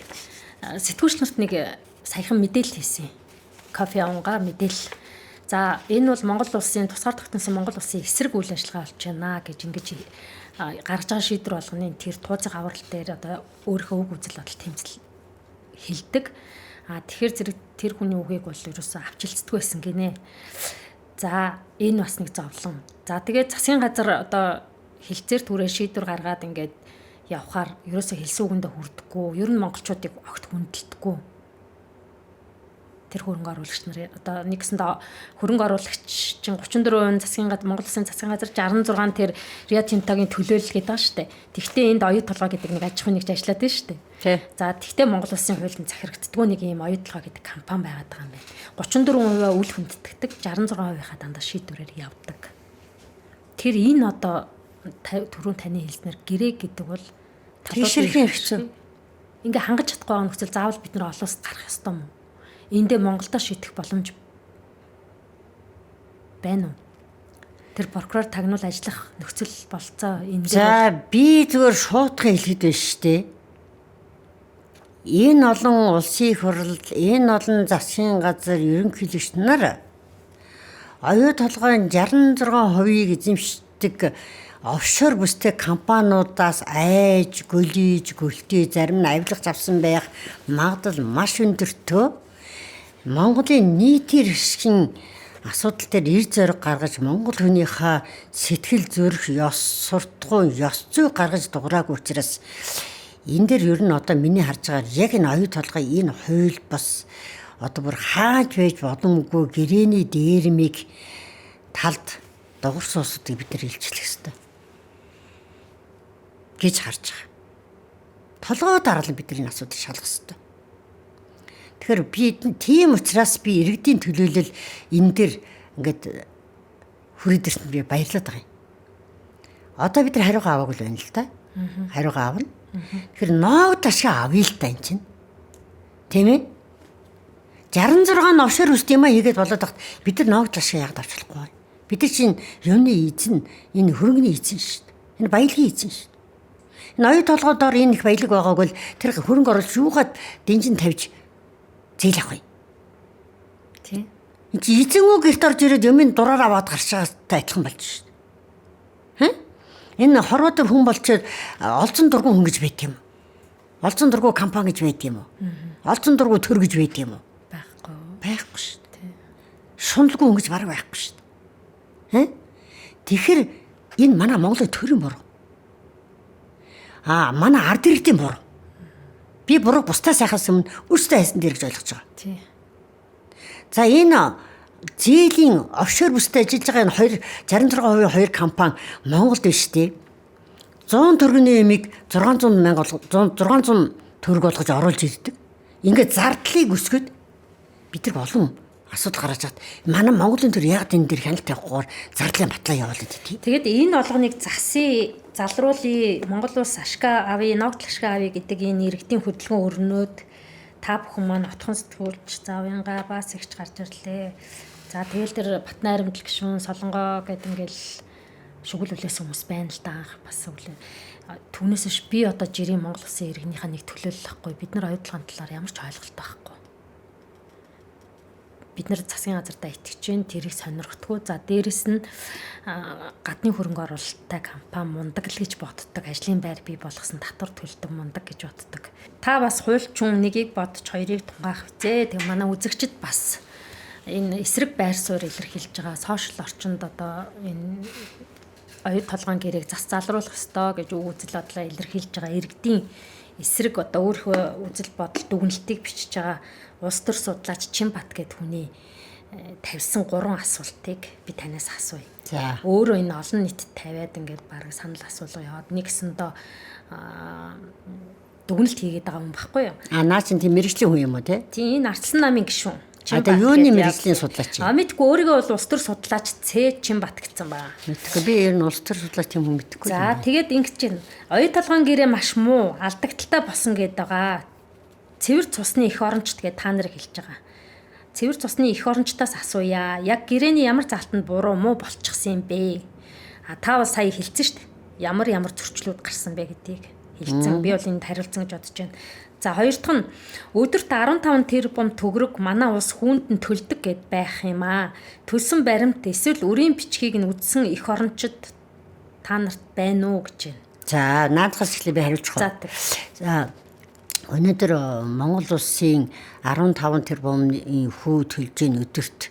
За тэрний тушаас нь капитан зөнийг асууж байгаа юм байна шүү дээ түнч. Тэг энэ хүн өөрөө оюу толгойд 66% нь офшор бүсэд байдаг гадны компаниуд байгаа. Гэрээний залтан дээр энэ оюу толгой өдөө хүртэл Монголын банкар нэг шүмэг төгрөг явдгууд огт мэддэггүй юм байна надад. Хоёрдугаар наад хүн чинь оюу толгойгийнх нь зааж өгсөн байх л та. Чи ингэж асуугаарай. Яг бол наад чинь танах санхүү банкар манайх явдггүй учраас бид нар дээгүүр явж байгаа учраас наад хүн чи өөж олж тавалдаа харагдахгүй гэдгийг мэдээд ийм асуулт зааж өгсөн байна. Тэгээ наач нэг эрдэмтэй мэдлэгтэй судлаа суралцлаад байгаа ч надад асуулт асуугаагүй. Наад хүний чинь асуулт бол ерөөсө цаанаас нь зааж өгсөн асуулт. Тэгээ монголчуудыг тохуурах чинь тий. Тэгээ монголчуудыг тохуурах чинь. Наач өөрөө Монголоос урвж जैन зайлвал. Тийм бай. Тий. Би санал нэг байна, зөрөгтэй санал нэг байна тантай. Тий, угаасаа л тийм. Яг бол ямар ч данс тооцоог бид байхгүй шүү дээ. Бид байхгүй шүү дээ. Тэгээд хэрэгэр чи цаанаас нь зааж өгч байгаа чи ингээ асуу. Наад бол чи байхгүй учраас унах гэж бодож байгаа. Унах юм байхгүй наа чинь. Угаасаа 2009 оны гэрэн дээр энэ гадаадын хөрөнгө оруулагч гоё нэртэй дээрэмчдэг мөнгө яаж мөнгө оруулсан гаргасан Монголын баялаг дээр яаж тоглох өөрсдөө мэдэр гэдэг гэрэн дээр заасан байхгүй юу? Тэг тэргүүрээ наад нөхөр чинь 5 таас өгөөд хэлүүлж ш даапалгаш наад чинь 5 өгөөл ингэж хэлэхгүй юу? Тэг наа чи хөөрхөн алиа салвда юу хэлж байгаа чи мэдгүй чаас мөнгө ойлгоогоод мөнгө ойлгоос мөнгө аваад амьд чинь ингэж найдчихсан чаас гээд ерөөсөө наа чинь өнөө маргааш шинэ материал нөхрөл байна л та. Тэ. Тэгээ яг та нар яг энэ уянга отхон тэр солонгоо забаасагч энтрийн зургийг тавиад. Зайлвал одоо нааш миний зургийг тавьж ийм ярих хэмжээний амтан уу юм бол зайлвал би мэдэхгүй юм. За та бол хангалттай хариулцсан. Яагаад гэвэл манай ямар ч банкард мөнгөнд дамжтгүй бид нар хяналт тавих ямар ч боломжгүй. Гэхдээ өссөн дүнгээрээ угаасаа Английн шүүхэд манай засгийн газар өгсөн байгаа юм билээ. Угаасаа л тийм. Нааш офшор үсэн гэмтэрэг дотроос бүх юм гарч ирээд байгаа шүү дээ. За гурав дахь нь говийн усыг ширгээгээд дундны усгүй болгож байна гэдэг юм аа. Манай говийн хүн мал багада 1200 метрийн гүнд байгаа усыг яаж уудах юм бэ?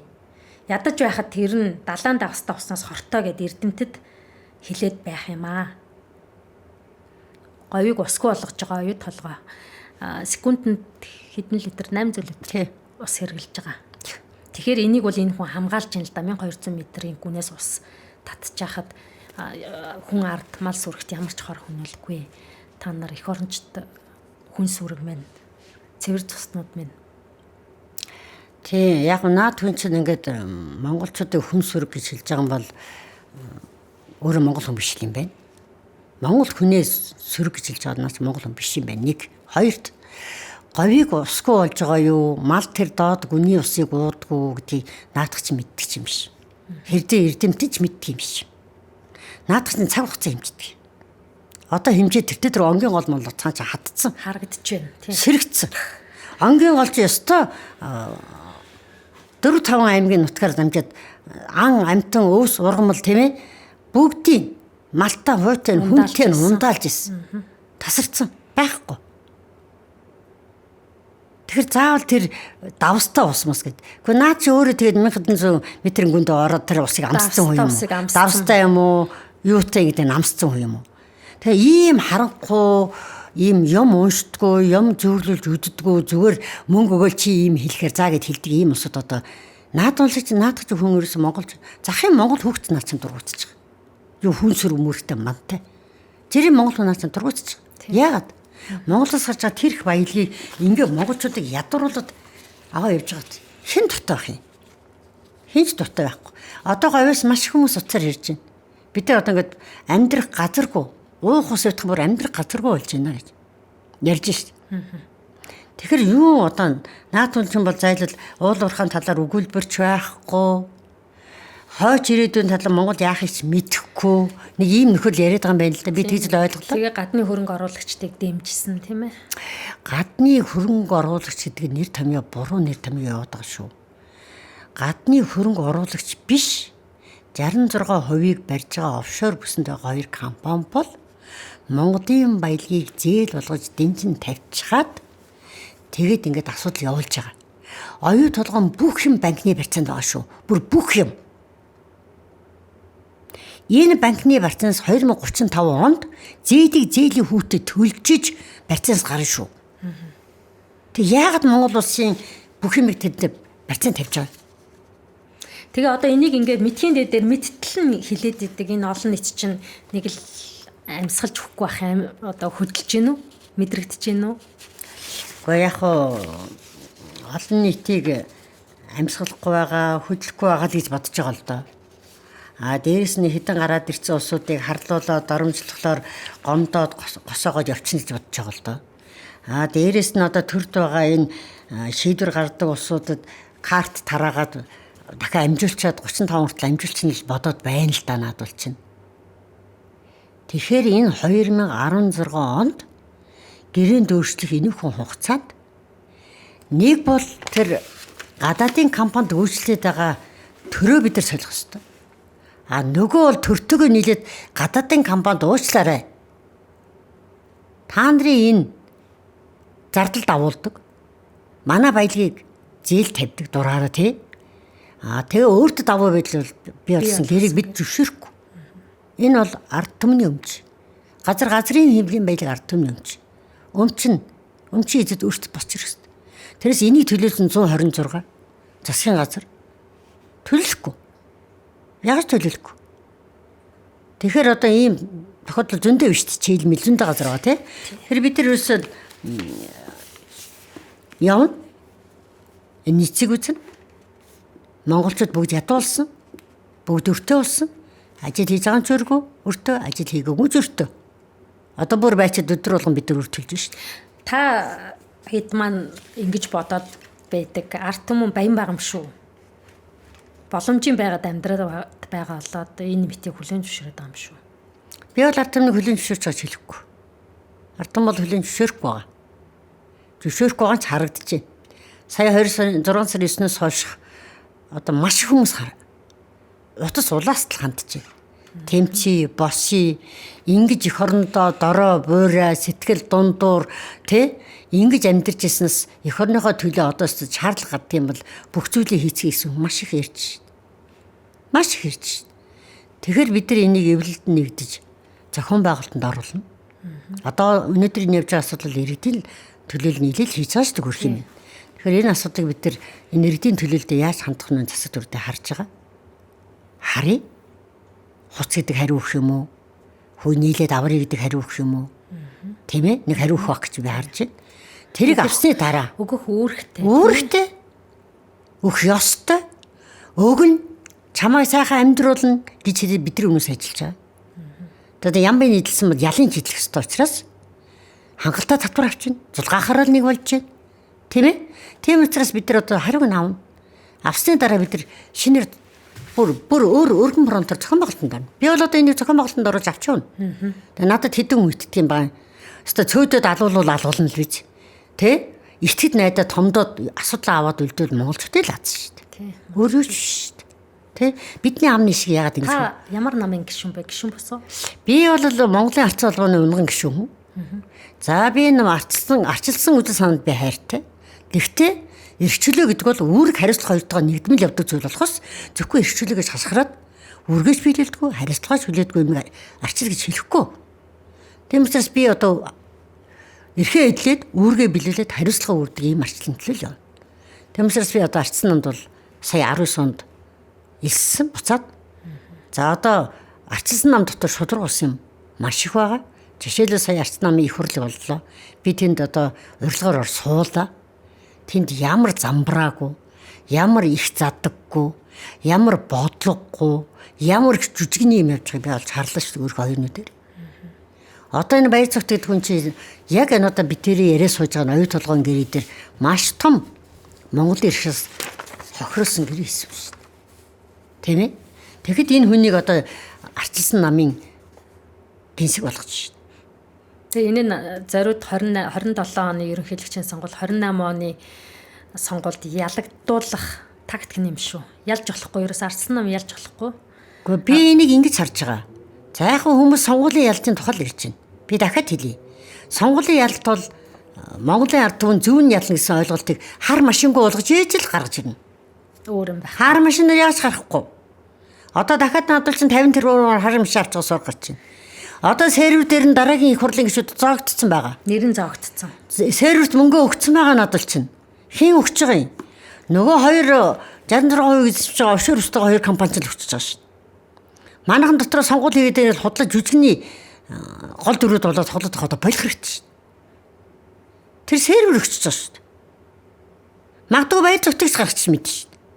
Магадгүй арчсан маш гаргач мэдэн шүү. Бид яаж мэдэж байгаа? Сервер мэдж байгаа. Хар машины сервер мэдж байгаа. Би энийг бол баталгаатай хэлнэ.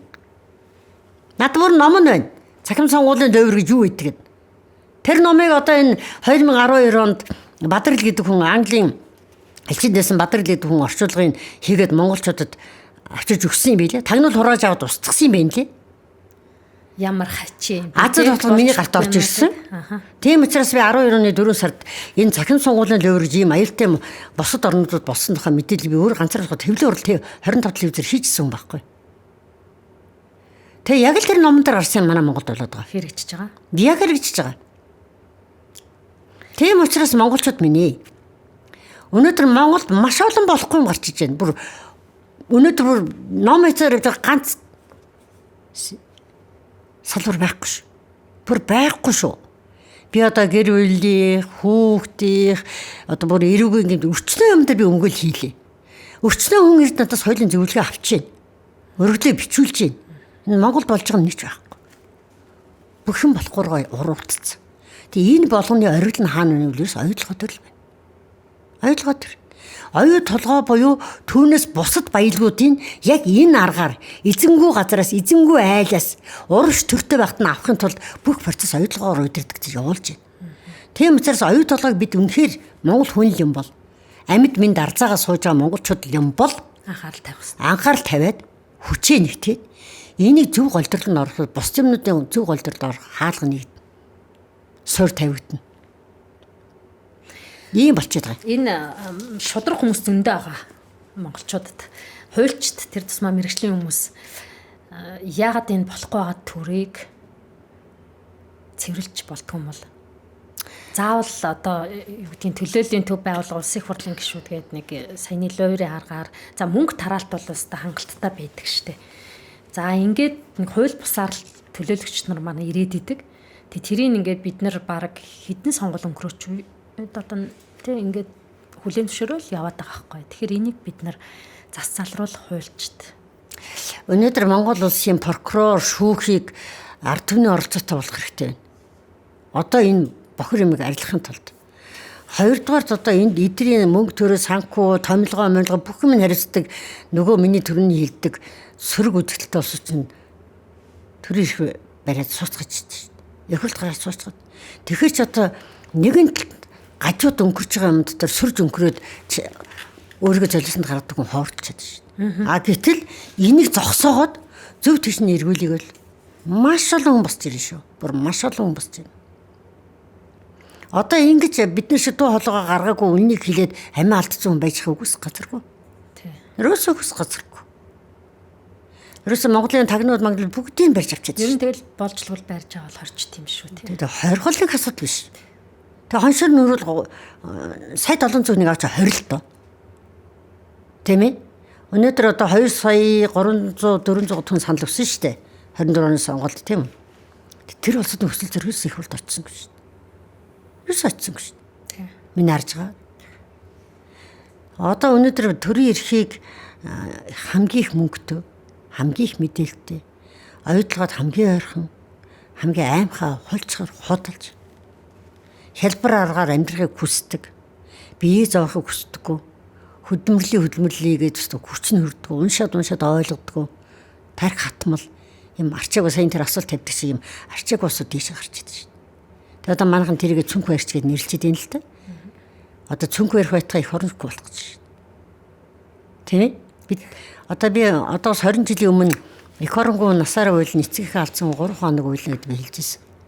Одоо бүгд уйлж эхэлж байна. Эхнээсээ зөндөө уйлж байгаа. Та нар сая сквадранд бодож чөлөөт энэ дээр ажиллаж байгаа дархнаас ирсэн эмэгтэй цав цагаан настан уйлж илж шүү хөрхий. Цөхрөнгөө залуу охин уйлж. Бас залуу охин уйлж илээ хөрхий. Тэгээд их орны алдсан насаараа уйлна эцгийн алдсан 3 хоног уйлна гэсэн. Одоо бид нар яг уйлж эхэлж шүү. Өнөөдөр инх хоёр чи юуны сайд байлаа? Би инх хоёр. Хуульч яамнаас байл. Тийм тэр чинь одоо нөгөө бас засгийн газар хэрэглэх газрын дарга болцсон ч үлээ нэг тийм дээгүүр албан тушаалд байгаа шүү дээ. Тэгээд сэтгүүлчийн асуултанд ингэж хариулж байна. Олон нийт оюутлогоог одоо ингээд анхааралтай аваад асуулт тавиад байна шүү дээ гэсэн чинь олон нийт гэж хэнийг хэлтий.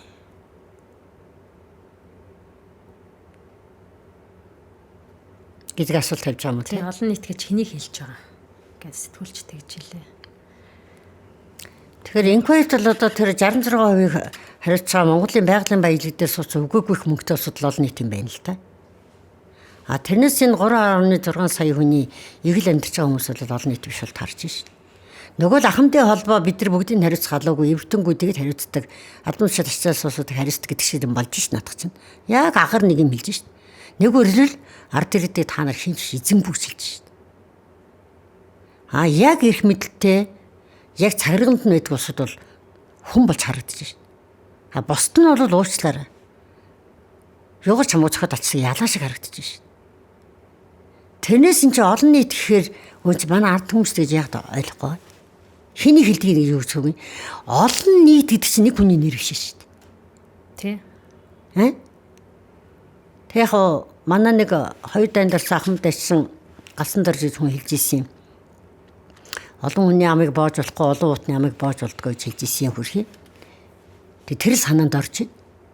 Тэгэхээр одоо өөрсдийгөө байгаагаач мэдрэхгүй болтлоо анхаарлын гадаа үлдсэн усууд нийлж хагаад анхаарга болцсон усуудаа авч чулуудаад анхаардаг хүмүүстэйгээ ажиллаа явуулж амьдралаа зохицуулж улсаа аврах хэрэгтэй. Одоо ийм байдал үлдэж шүү дээ бид нарт. Одоо надад бол тэр огцор барихээс илүү шийдвэр гаргаж чадахгүй холд гэдэг л баримтсан хэрэгтэй биш. Яг л Монгол хэлж шүү дээ. Тэгээд 28 он ч бас хол байна. За 27 он ч гэсэндээ ер нь яг одоо ингээ хоёр Монгол улсын иргэн ярилцаа сууж байна. Бид нар бас хэлэх эрхтэй. Магадгүй ерөнхийлөгч гэсэн огцрох хэмжээний ийм том хэмжээний хулгайлан хувирыг өөрсдөө ардын намынхан ярьж байгаа байхгүй юу. За тэгээд нийслэлийн сонсгол өнөөдөр болж байна л да. Тэнд ярьж байгаа иргэд маш үнэн зөв юмыг хэлээд эцсийн бас дүгнэлтүүдэд зарим нэг хүмүүс сошиалаар сэтгүүлч нар тавьсан байлээ. Юу гэж байна гэхээр нийслэлийн иргэдийн хурал тарах хэмжээнд, улсын хурал тарах хэмжээнд тий. За цаашлаад бүр Монгол ардын нам татан богдох хэмжээний ийм том хэмжээний одоо төсвийн хулгай, татварын хулгай явчихжээ. Одоо яах вэ? Тэгээ ингээ хүлээн зөвшөөрөөд ингээд үргэлжлүүлээд явах тийм гарц бид нарт үлдээгүй, зам үлдээгүй юм шиг харагдаж байгаа байхгүй юу? Ер нь монголчууд маш сонир сэрэмжтэй байхгүй бол газар шороо энэ хүн амын аюулгүй байдал энэ байгалийн бэрхшээлүүд энэ одоо бэлчээр уус уургамал хил хязгаарын аюулгүй байдал гэд бид их олон юм дээр хинэггүй сууж байгаа. Ерөөс ингэж болохгүй. Монгол улсд бол ардын намын Монгол, ардсан намын Монгол гэж хоёр Монгол ерөөс байхгүй. Нэг л Монгол улс байна. Тэгэхээр одоо та алдсан ч вэ, онсон ч вэ, зөвтдөг ч вэ, буруудах ч вэ, ирээдүйн Монгол улсын төлөө бүгдөө нийтэх хэрэгтэй. Энэ бол 21-р зуун шүү. Мэдээлэлтэй, бүх юмтай тий. Тэр гадаадд байгаа монголчууд ч гэсэн энэ эх орныхоо тусгаар тогтнол үндэсний аюулгүй байдал, бүрэн бүтэн байдлын төлөө хүчээ оруулах хэрэгтэй. Ер нь хэн Монголоо гэсэн сэтгэлтэй бүгд энд хүчээ нэгтгэх хэрэгтэй. Тэр нам яриач хэрэггүй, нас яриач хэрэггүй, тэр албан тушаал яриач хэрэггүй. Бүгд ертөнцийн нэвтрэлт. Эхлээд бид нар дотоодынхоо энэ үн цэнтэй юмыг хамгаалж нэг Монгол байгаа юм байна шүү. Энд чинь нөгөө Монгол улс чинь бие юм байна, ард түмэн байгаа юм байна. Төр засгийн буруу усууд нь ч гэсэн ард түмэнд нийлж чадчихжээ шүү дээ. Бид нар дэлхийд харуулах цаг л ирж байна л да. Өөр юу ч. Би хинт ч дургүй биш. Нацыг муу хэлж байгаа хүнтэй ч би хайртай. Яг бол тэр Монгол хүн болов. Яг монголчууд цөөхөлх нэ. Маш их зовдоо амссан хүмүүс.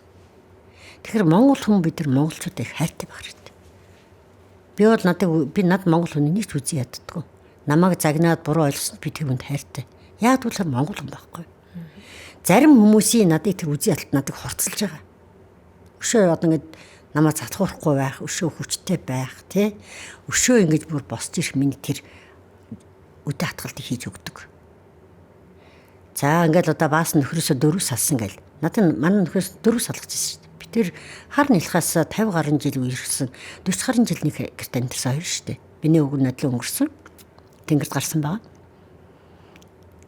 Тэгэхээр манай ард түмэн ийм худлаа юмд итгэдэг байж болохгүй шүү дээ. Хэрвээ би одоо ингээд хартаа, шартаа тийм нөхдөс мод миний амьдралаар тоглох юм шүү дээ. Миний амьдрал сүтгэх юм шүү дээ, тийм ээ. Тэгэхээр альваа нэгэн асуудлыг тавихтаа улс орноо сүтгэж явах вэ, хамт олноо сүтгэж явах вэ? Тийм ээ. Энэ зүгээр говны сүтгэж явах вэ? Гэр орныгоо сүтгэж явах вэ? Хүн гомдож явах вэ гэж бодож иж асуудал ханд сурах хэрэгтэй байхгүй манай монголчууд. Одоо хүн болгон тийж нэг 10-аараа барьж алгаараа харсан бол чи үнэн шүү гэд. Нөө нүд чих хоёрын дунд 4 хурал зай бий шүү гэдэг шиг. Бид нар асуудал маш нухацтай бодтой ханд сурмаар. Энэ манай монголчуудын том алдаа. Хоёрдугаарт олоод хартсан, мэдсэн хүмүүсийн хүнд итгэж сурмаар. Төрийн ордонд ажилдаг хэрэг үнэн хэлдэг. Зүгээр талбайтай зогсон үнэн хэлсэн хүн худлаа ярьдаг гэж ерөөсөө ойлгож болохгүй. Болохгүй шүү дээ. Одоо төрийн ордонд сууж худлаа ярьж байгаа хүн зөндөө биш шүү дээ. Маш улаан цай. Яагаад? Нөө ард түмэн тэр нь үнэлдэг учраас тэр хүн зоригтойгоор худлаа ярьж чадж байгаа байхгүй. Тэгээ манай хуулиар одоо ингээд бид нар хуулийн дор амьдрал гэсэн боловч хууль гэдэг чинь ерөөсөө нийгмийн харилцааг зохицуулдаг цаасан дээр буусан бичиг байхгүй. Гэтэл нийгмийн харилцааг зохицуулж чадахгүй шүү дээ. Өнөөдөр уул уурхаан хууль бол их зохицуулт муутайгааг шинж шүү дээ. Ийм байдалтай байна гэдэг чинь. Тийм учраас шантаачсан маань тэгээ өөрөөсөө шантаачийг хэн авдаг вэ? Энэ төрийн шийдвэр гаргаж улсад л авдаг юм биш. Тэтгэл өөрсдөө авилгаж авч ийн хийж байгаа шүү. Тэрнээс одоо бид нар зөв гэж ойлгох мөнгө өгөх үү? За намаа муулаад гэж мөнгө өгдөг юм уу? Тийм байхгүй шүү. Ойлгоход шаардлага өгсөн тий. Хариу өгсөн үү? Би одоо энэ иргэд бол өгсөн байгаа. Тэгээд хариу өгөөгүй л байна. Бас хэд иргэдүүдний илээл янз янзын төрөн бас бол зөндөө мөгсөн л юм билээ хөрх юм. Тэг сайн байна. Би бол тэр иргэдэд талархаж байна. Энд чинь монгол хүн бай шүү, бид нар эзэн юм шүү, хардгийн шүү, хамгаалдгийн шүү, хилдгийн шүү, бичдгийн шүү, өгдгийн шүү гэж харуулж шээ. Энд чинь л өөрөө цаанаа байгаа нөгөө буруу хүмүүсийг чичэргэж байгаа айдгаж байгаа шээ. Энэ нэг худалдаа авах ажиллагаа гэж явагдаад тэгээд бэлтгэн нийлүүлэлт хийдэг маш олон аж ахуйн нэгжүүд байдаг гэнэ ойдлогод. Би бол одоо сайн мэдэхгүй. За тэрний нэг төлөөлөл нь Наманц гэд хоолны газар тэрний бас хувьцаа эзэмшигч нь баяр цогцч гэдэг юм уу. Нэг энэ өндөр албан тушаалд эрх мэдэлд ойрхон байгаа хүмүүс өөрсдийнхөө давуу байдлыг ашиглаад энэ төртэй холбоотой эсвэл энэ одоо томоохон хэмжээний төсөл хөтөлбөртэй холбоотой, тендертэй холбоотой энэ ажиллагаанд оролцоод байгаа энэ процесс чи ер нь хуулиар бол буруу үстэй. Буруу илүү яах вэ? Оюу толгойн тэр хоол хүнсний асуудал ч юм уу, бензин тосны асуудал ч юм уу, бус юмны чинь бүгд л нээлттэй байгаад тэнд хинч орж болохоор хэвчээ шүү дээ. Тэрнээс ингээл нэг юм мэдээлэлтэй, эрх мэдэлтэй усуд очоод мөнгөний амьдралынхаа батгаад тэнд хангачаад ирээс болохгүй шүү дээ. Тэгээ одоо хотлоо тийм улсууд чинь оюу толгой хөрөнгө оруулагч үргэлээ одоо хинч орж ирэхгүй. Ингэх юм бол та нар цалингүй тэтгэвргүй болно шүү. Бид тэр өртөө үнийн сүг угаад яах юм? Ер нь ягаад бид нар баялгаа зөв бурууг нь хэлсэнийхаа төлөө хөрөнгө оруулагчдаас айчиж байгаа юм. Гэхдээ болооч тий. Тэгвэл тэр баялагийг монголчууд өөрсдөө дэнжин тавиад зээл аваад өөрсдөө тооцоогоо хийж явъя л та. Гэхдээ ард түмэн өвд эд чинь та нар энэгээр амьдраараа гэж энэ баялагийг бидэртэл үлдээсэн шүү. Тэрс гадны мөнгөтэй сахалтай хүн ороод ирэхээр нөгөөд тавиад тоочоод өөртөө ингэ дөрөнд ороод өтөнд идэвлээд байгаар гэж амь насаа ороод дэнжин тавьж ажил амьдралынхаа хамаг юм зориулаг л байлгүй тий. Тийм ээ. Тэгэхээр бид нар энэ оюу толгойн хөрөнгө оруулалт нэртэй энэ 66% гадны офшор өстөөгөө хоёр компанитай хариуцлах тоосныхоо төлөө ядуурчихгүй. Та нар боддоо Эрдэнэт яалаа. Эх орноос урвчихгүй тий. Хүш. ковид үед Эрдэнэт яалаа. Бүгдөө гэртээ сууж яхад парны чин дулааны цахилгаантай чинь. Хамаг юмтай ганцхан Эрдэнэт үрээ үдтэй. Тэгсэн. Гэтэ байж тий. Боломж бидэрт байж. Юу гэж тэр оюут толгой хөрөнгө оруулагч хийж энэ хоёр зээлэр энэ зардлын хүүгээрээ бид нар өрөнд оруулаад байгаа улсуудыг гарсны төлөө. Гэхдээ Монгол улсын 21 тэрбумын ашиг байна шүү дээ. Ямар зээл биш, ямар ч зээлийн хүү байхгүй шүү дээ. Тэг яг энийг тооцохгүй. Энийг юуг нэрлэхийн тэгвэл Монгол улсын тэр 21 тэрбумын байгалийн баялагын ашигыг юуг нэрлэхий? Хөрөнгө оруулалт гэж нэрлэхгүй юм. Чи Монголын баялагын хөрөнгө оруулалт. Тэ? Бид нар хүртэх хэрэгтэй. Хүртэх хэрэгтэй. Өнөөдөр эдгээр өөрсдөө гадны улсуудын энэ мөнгийг маш ихээр авч гадаад дотоодод гэр оронтой болж аялал жуулчлалтай болж зарим бүр тэр гадаад орны иргэн болж Тансаг амьдарч. Тэ? Одоо цансаж гिचтэй зайлвал би бол одоо тэгж эх орноо зараад нэг материалог байгаа улсуудыг би тансаг гэж хэлэхгүй л дээ. Тансаг гэдэг чинь үзэл санаа нь эх орныхоо төлөө, үйл хөдлөл нь эх орныхоо төлөө, үхээд өгсөн сүнсний эх орныхоо төлөө юм тансаг гэдэг болохоос биш. Эх орноосоо урвчаад, нийтийн хөрөнгнөөс хулгайлчаад, өвд эцгээ өссөн баялагийг хожоо гаргачаад тэрийг тансаг гэж хэлэхгүй ш. Тэг чи өвлөөр нь аахгүй. Тэр материалыг л тансаг болохоос биш. ертөнцийн үзэгдлийн тансаг бол тэр биш шүү дээ. Биш байхгүй юу? Та манай монголчуудын төрийн баячууд, тэд нар баячууд биш дээрэмчд шүү дээ. Тэд нар хулгайч нар шүү дээ. Тэд нар тэгж ашиг хайж хулгай хийгээгүй, тэд нар тэгж ховдоо ашиглаг бол Монгол өндөр хөгжүүлсэн шүү дээ. Явах л байсан шүү дээ. Баялгаа тэгш хүртэж болох л байсан. Тэгш хүртэж болох л байсан шүү дээ. Тэр баялагийг хамгаалаад бүхэл монголчуудын өвгдөж суулцсан. Тэрс ганцхан баяр зөгтөх оролцсон юм. Нэг ингээл тангар гөргөөл тугандаа мөргөөл идэх штэ тий одоо тэр яг жүжиг яаж тэгж хүн чаддаг байна тий. Одоо манай хуулийн дээр та нар ингээ ажиглаараа тангараасаа нэцвэл хуулийн дагуу хариуцлах хүлээн гэд ганцхан хөл байдаг шүү дээ. Ямар хуулийн хэдгээр зүйлтийн дагуу ямар хариуцлах гэд хөрөг байдгүй шүү дээ. Тэр нь байхгүй. Зүгээр л нэг ингээ та нар их хурлын тухай хуулийн тангараг яг төрийн сүлдэн тангар өрнөгийг би ганцхан илүү өгүүлбэрнэ. Бусад хуулиуд дээрээс тэгэл хангараасаа нэцвэл хуулийн хариуцлах хүлээн гэхээс яг ямар хуулийн хэдгээр зүйл талтаар ямар хариуцлах хүлээн байдгүй байхгүй. Жижигэрийн үг. Тэр бол жүжиг штэ. Одоо тэгээ 126-г ярихаар бүгдээрээ асуудалд орцсон. За магадгүй нэг цэвэрхэн 20-30% байдаг л бахал та залуучууд ч юм ингээд нэг гэхдээ л нэг үед амьдсан даргын хүүхд дарга гишүүний хүүхд гишүүн болж орж ирэл байгаа л та. Мөнгөтэй үний хүүхдүүд орж ирэх жишээ нэ. Тэгээд хөрөнгөтэй мөнгөтэй хүмүүсээ ад үздэг нэг юм мангар тэнэг бүлэг үүсцэн гэд бид нар ч одоо нэг амтантай зөвлөгддөг юм шиг л шүү дээ.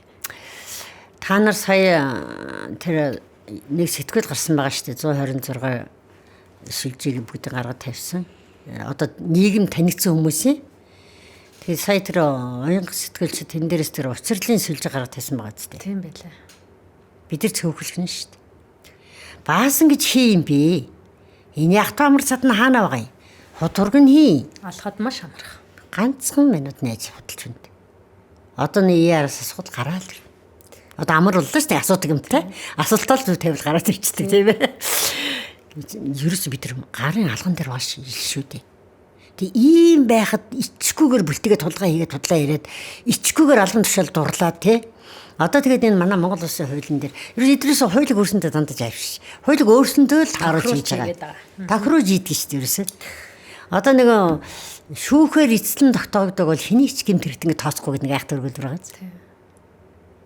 Одоо над тэр хүмүүс мэдээлэл өгч шүү дээ. Одоо энэ уул уурхаан бодлогын газрын дарга намчин сүрэн гэлөө намчин сүрэн гэлөө за би нэрийн буруу тогтоосон гэж магадгүй ш. Тэр хүн одоо дархан төмөрлөгт мастер хийж байгаад энэ яамд мэрэгчлэр ирсэн байл л да. Тэгээ 22 онд яамдуудын шалгалтаар явж байгаа тэр Хинтээ аймагт ямар ч уурхаад очив. Нэг уурхаад очиод авилга авсан юм бэ. Одоо тэр яамдууд усууд бүгдээр нь мөнгө аяа сая төгрөг өгсөн гэж хүмүүс яриад байгаа юм. За тэгээд нэг авилга авсан юм байна. За тэгээ ингэ байжсэн чинь тэр намчин сүнгүүдийн тэр яма тарах өдрөн байхгүй Канада явна гэдэг хот руу явцсан байсан гинэ. Тэгчсээ дараасаа шалгалт хийсэн тэр уурхаан хаан нэгтэл рүү яриад авилга нэгсэн юм байна. За хэдэн цаас чи мэдэхгүй. За тэгээ тэрийг тэр нятлан зайлал авчиж өгнө шүү дээ шалганд орсон амтэн чи тийм ээ. За тэгээ энэ нь ингээд эдийн засгийн цагдаагийн гүйцэтгэх албаар баригдаад авилгын хэрэг үүсчээ. За тэгээ Намжинсүрэнгийн нэр бүхэн хүмүүсийн холбогдох хэрэг мэр гэдэг нэг цагаан дээр гарч ирсэн юм байна лээ. Би дараа нь тэр бас шүүж утсан байна лээ тэр хэрэг. Тэгсэн чинь тэр Намжинсүрэн гэдэг хүн биш тий. 22 он тимд холбогдоод 23 он тэлцэн дарга. Бүр аюул шагнуулсан юм шүү. 24 он газрын дарга. Авилга авчаа шагнуулаад томроод идэг. Томорц. Тэгэл юус аригтар суун ажил төрөл дээр л согтоо галзуу амт үнд янз янз хайрцаг гэдэг хүмүүс аюу дургу байгаа байхгүй юу? Ингээ албан тушаал дахиад идэв.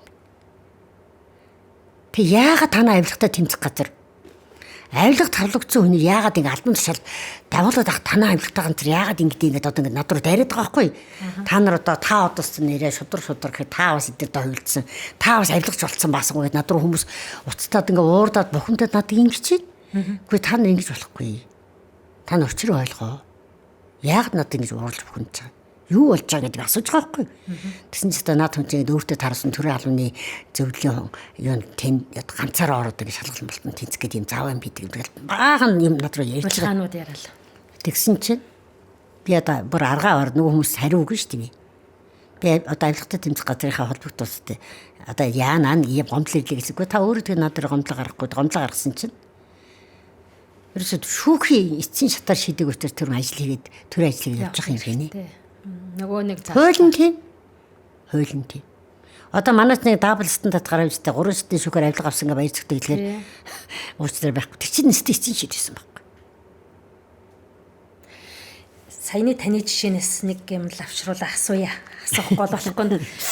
Баяр цагт 3 шатны шүүхээр ял авцсан. Тэгээд 4-р шүүгч гэж хэлэх юм одоо нэг тийм шүүгчийн саналаар дээд шатны шүүхийн хурал болоод прокурорлоо буцаацсан. Тэгсэн чи тэр нь одоо яг яасан цагаадаагүй мэдээж прокурор хэрэгсэхгүй болох чинь гэдэг чинь бас айгүй шүүхөө үүсгэж байгаа юм тий. За нөгөө талдаа манай нөгөө хин дарга ардсан намын зэн их болт 2 удаа цагаатсан. Тэгсэн чи эргээгээд ялалцсан. Тэгээ эн чинь ингээд нэг хоорондоо амар зөрчилтөөнтэй шийдвэрүүд гараад байна гэдэг чинь бас нэг хүний хувь заяагаар тоглох нөгөө нэг тангараг өргөсөн эрхээ арай өөр бусармаг аргаар ашиглаад байгаа мó гэдэг ийм иргэдэд хардлагыг төрүүлээд байгаа байхгүй. Энэ дээр та энэ хоёр кейс чи яг ингээ эсрэг болчиход байгаа. Нэг нь 3 шатны шүүхээр ял авцсан. Тэгэхээр наач ерөөсөл нөгөө шударгаас нөгөө тэгш байдал байхгүй. Би хэлж байгаа шүү дээ.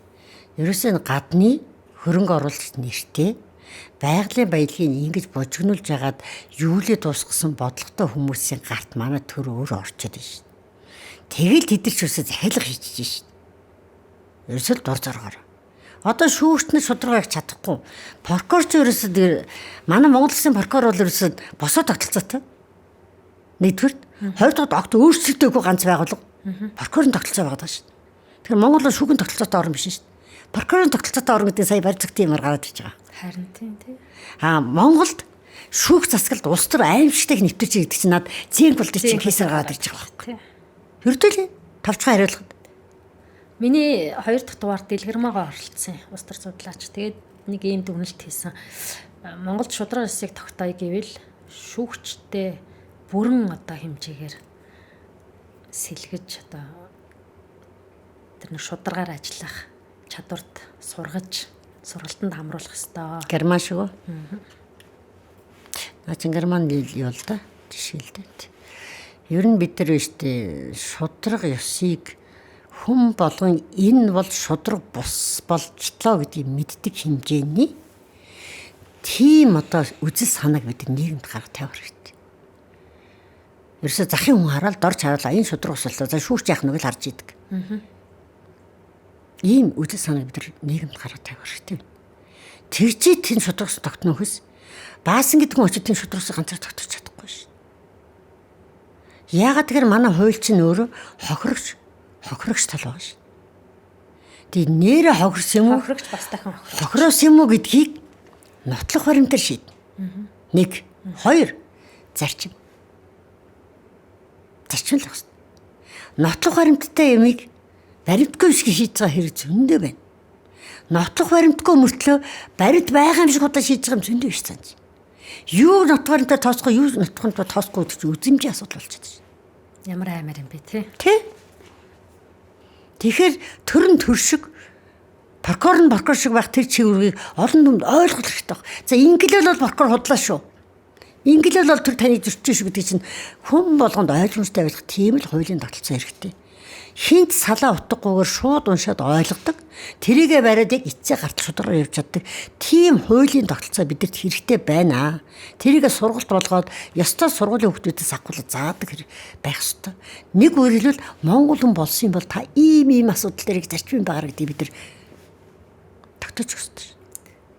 Тэгээ одоо мөнгөтэй хүн нь нэг өөр амьдралтай. Мөнгөгүй нь бас нэг амьдралтай. Тийм ээ? Ажилтаа нэг амьдралтай, ажилгүй нэг амьдралтай. Намтаа нэг амьдралтай, намгүй нь бас нэг амьдралтай гэдэг. Ингээ бүгдийн алга ирээ болгоо хийчлээ. Тэгээ одоо ингээ бид нар чи хөл толгоогоо жолохой байгаад, нийтлээж жолохой байгаад, үнэн худлаагаа шалахай байгаад ингээд бид нар чинь бүр чинь бүжгнаа төөрчлөө тийм ээ. Бүр төөрөх байх юм болж цаана чи. Тэгэхээр энийг бид нар зэгцэрэх хэрэгтэй. Бид ингээл одоо дуурсан болголоо чодуу шидэдэж чадахгүй учраас төртөгөө нийлээд нэрээ бидний төр байгуул төртөгөө нийлээд гадны энэ босрон юмдэр бид цэг тавиад энэ баялагтай эзэн болсон. Энэ бол маш том алхам шүү. Тий. Олон юмны их усроо ойдлоготой байгаа. Тий. Сая манай энэ иргэдийн юу н хурал тэмцэлд орсоосуудын айгүй зөв өгүүлж илэн шүү дээ. Бид нар ингээд төр засгийн эсрэг яваагүй маа. Бидний одоо энэ асуудлыг зөв гэж үзэж байгаа нь олонх нь байгаа гэж бид нар найдсан учраас төртөгөө нийлээд бид нар гадны энэ одоо босромгүй үйлдэл асуудал тий энийг ингэж дээрлэхүүлмээргүй бид нар төртөгөө нийлээд энийг авч үлдэх тухай бодож байгаа. А хэрвээ төр бидний хүнээс одоо саяны инквери хэлдэг шиг олон гэж чиний хэлдэг гэж асууж байгаа шиг инкм бол ард иргэд бол босгоход бол хүч бол юунд ч дэлдэхгүй шүү дээ. Тий нэг бол хавсрангаа хэлсэн үг гэдэг шүү дээ. Ард түмэн цусаар болгоход тий шинж дэлэхгүй шүү. Шинж дэлэхгүй. Тэгэхээр одоо тийм юмроо битээ орсоо гэж миний хувьд хүсэж байна. Яг л Монголын саруул ухаанд итгэж байна гэдэг манай зориг даргын хэлсэн шиг саруул ухаанаар бүх юм хандах байхаа л гэж би найдаад байгаа юм л да. За баярлалаа бас ихч. Урилгын маань хүлээж аваад хоёлаа маш сайхан нээлттэй ярилцлаа, зоригтой ярьлаа. Би бас энэ подкастаа зоригтой ярих гэдэг нь би өөрөө ярих гэдэг юм биш, хүмүүсийг бас олон энэ болохгүй байгаа юм шүүмжилж гаргаж тавиасаа. Заавал нэг эрх мэдэлтэй улсын их хурлын гишүүн дарга сайд нар ирж ярилцлага өгдөг биш. Жирийн иргэд бид нар бас дуурах цаг нь болжээ гэдэг үднэс энэ нэвтрүүлгээ хийж байгаа. Тэгээд үүхийн урилгыг хүлээж авч ирсэнд маш их баярлалаа. Таны оюут толгойн тэмцэлд амжилт хүсье. Маш олон тэмцлийн үр дүнг үзсэн хүн, та туршлагатай хүн, залуучуудаа одоо таныг дэмжиж байгаа тэр лайвны чин доор, бичлэгийн чин доор маш олон сэтгэлдлүүд байлээ. Мэдээж эрг бас энэ нөгөө тороолууд их байлээ. Тэдрийг битгий таагаарай. Саяны нөгөө цэвэр цуснууд, ухаан муутнууд гэх мэт жишээний үгнүүд их байлээ. Тэрийг битгий таагаарай. Тэгээ яг одоо энэ оюут толгой дээр ч нөгөө магтан загш гэдэг тусгай ажиллагаа явуулаад өөрсдөө нь болохгүй юмыг халахлахын тулд монголчуудын эсрэг тавьж байгаа шүү дээ. Хувааж байна. Тэгэхээр битээ тэгж гадны хүмүүсийн дуу хоолойгоор сайн судалд нэгтлаагүй юмд битээ оролцоорой монголчууд минь. Ялангуяа залуучууд минь. Одоо миний харж байгаа бол надыг юу гэж хэлэх нь юус хамаагүй. Энэ Монгол улс сайхан байх хэрэгтэй. Бид сайхан их оронд ад жаргалтай маш сайхан сэтгэл тавиан амьдрах гэж энэ Монгол хүн бол төрсөн шүү дээ. Тэр хангалттай ингээ монголчууд үлдээсэн байхгүй. Тийм учраас их орныгоо төлөө явахад дуурахад нэг зориг шаардахгүй шүү дээ. Энд чинь хүний сэтгэл байдаг байхгүй. Тийм ээ, сэтгэл байдаг байхгүй. Тэгээ зориг гэдэг бол харанхуй шүнд явахад айц сүснээс байх вэ гэдгээс гарахаас биш их орныхоо төлөө дуурахад ямар зориг хэрэггүй. Энэ зүгээр л Монгол хүний үүрэг. Тийм ээ, үүрэг байхгүй. Би бол ингээл үргээл билүүлж байгаа хүн.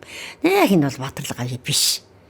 Би яг зүгээр ингээл боддгийн шүү дээ. Яаж би ямар азар монгол хүн болтгор үйл гэж би өөртөө маш их бахархаж ээж авдаа өвд эцтэй дээд ингэрдэх баярлж авдаг юм байхгүй.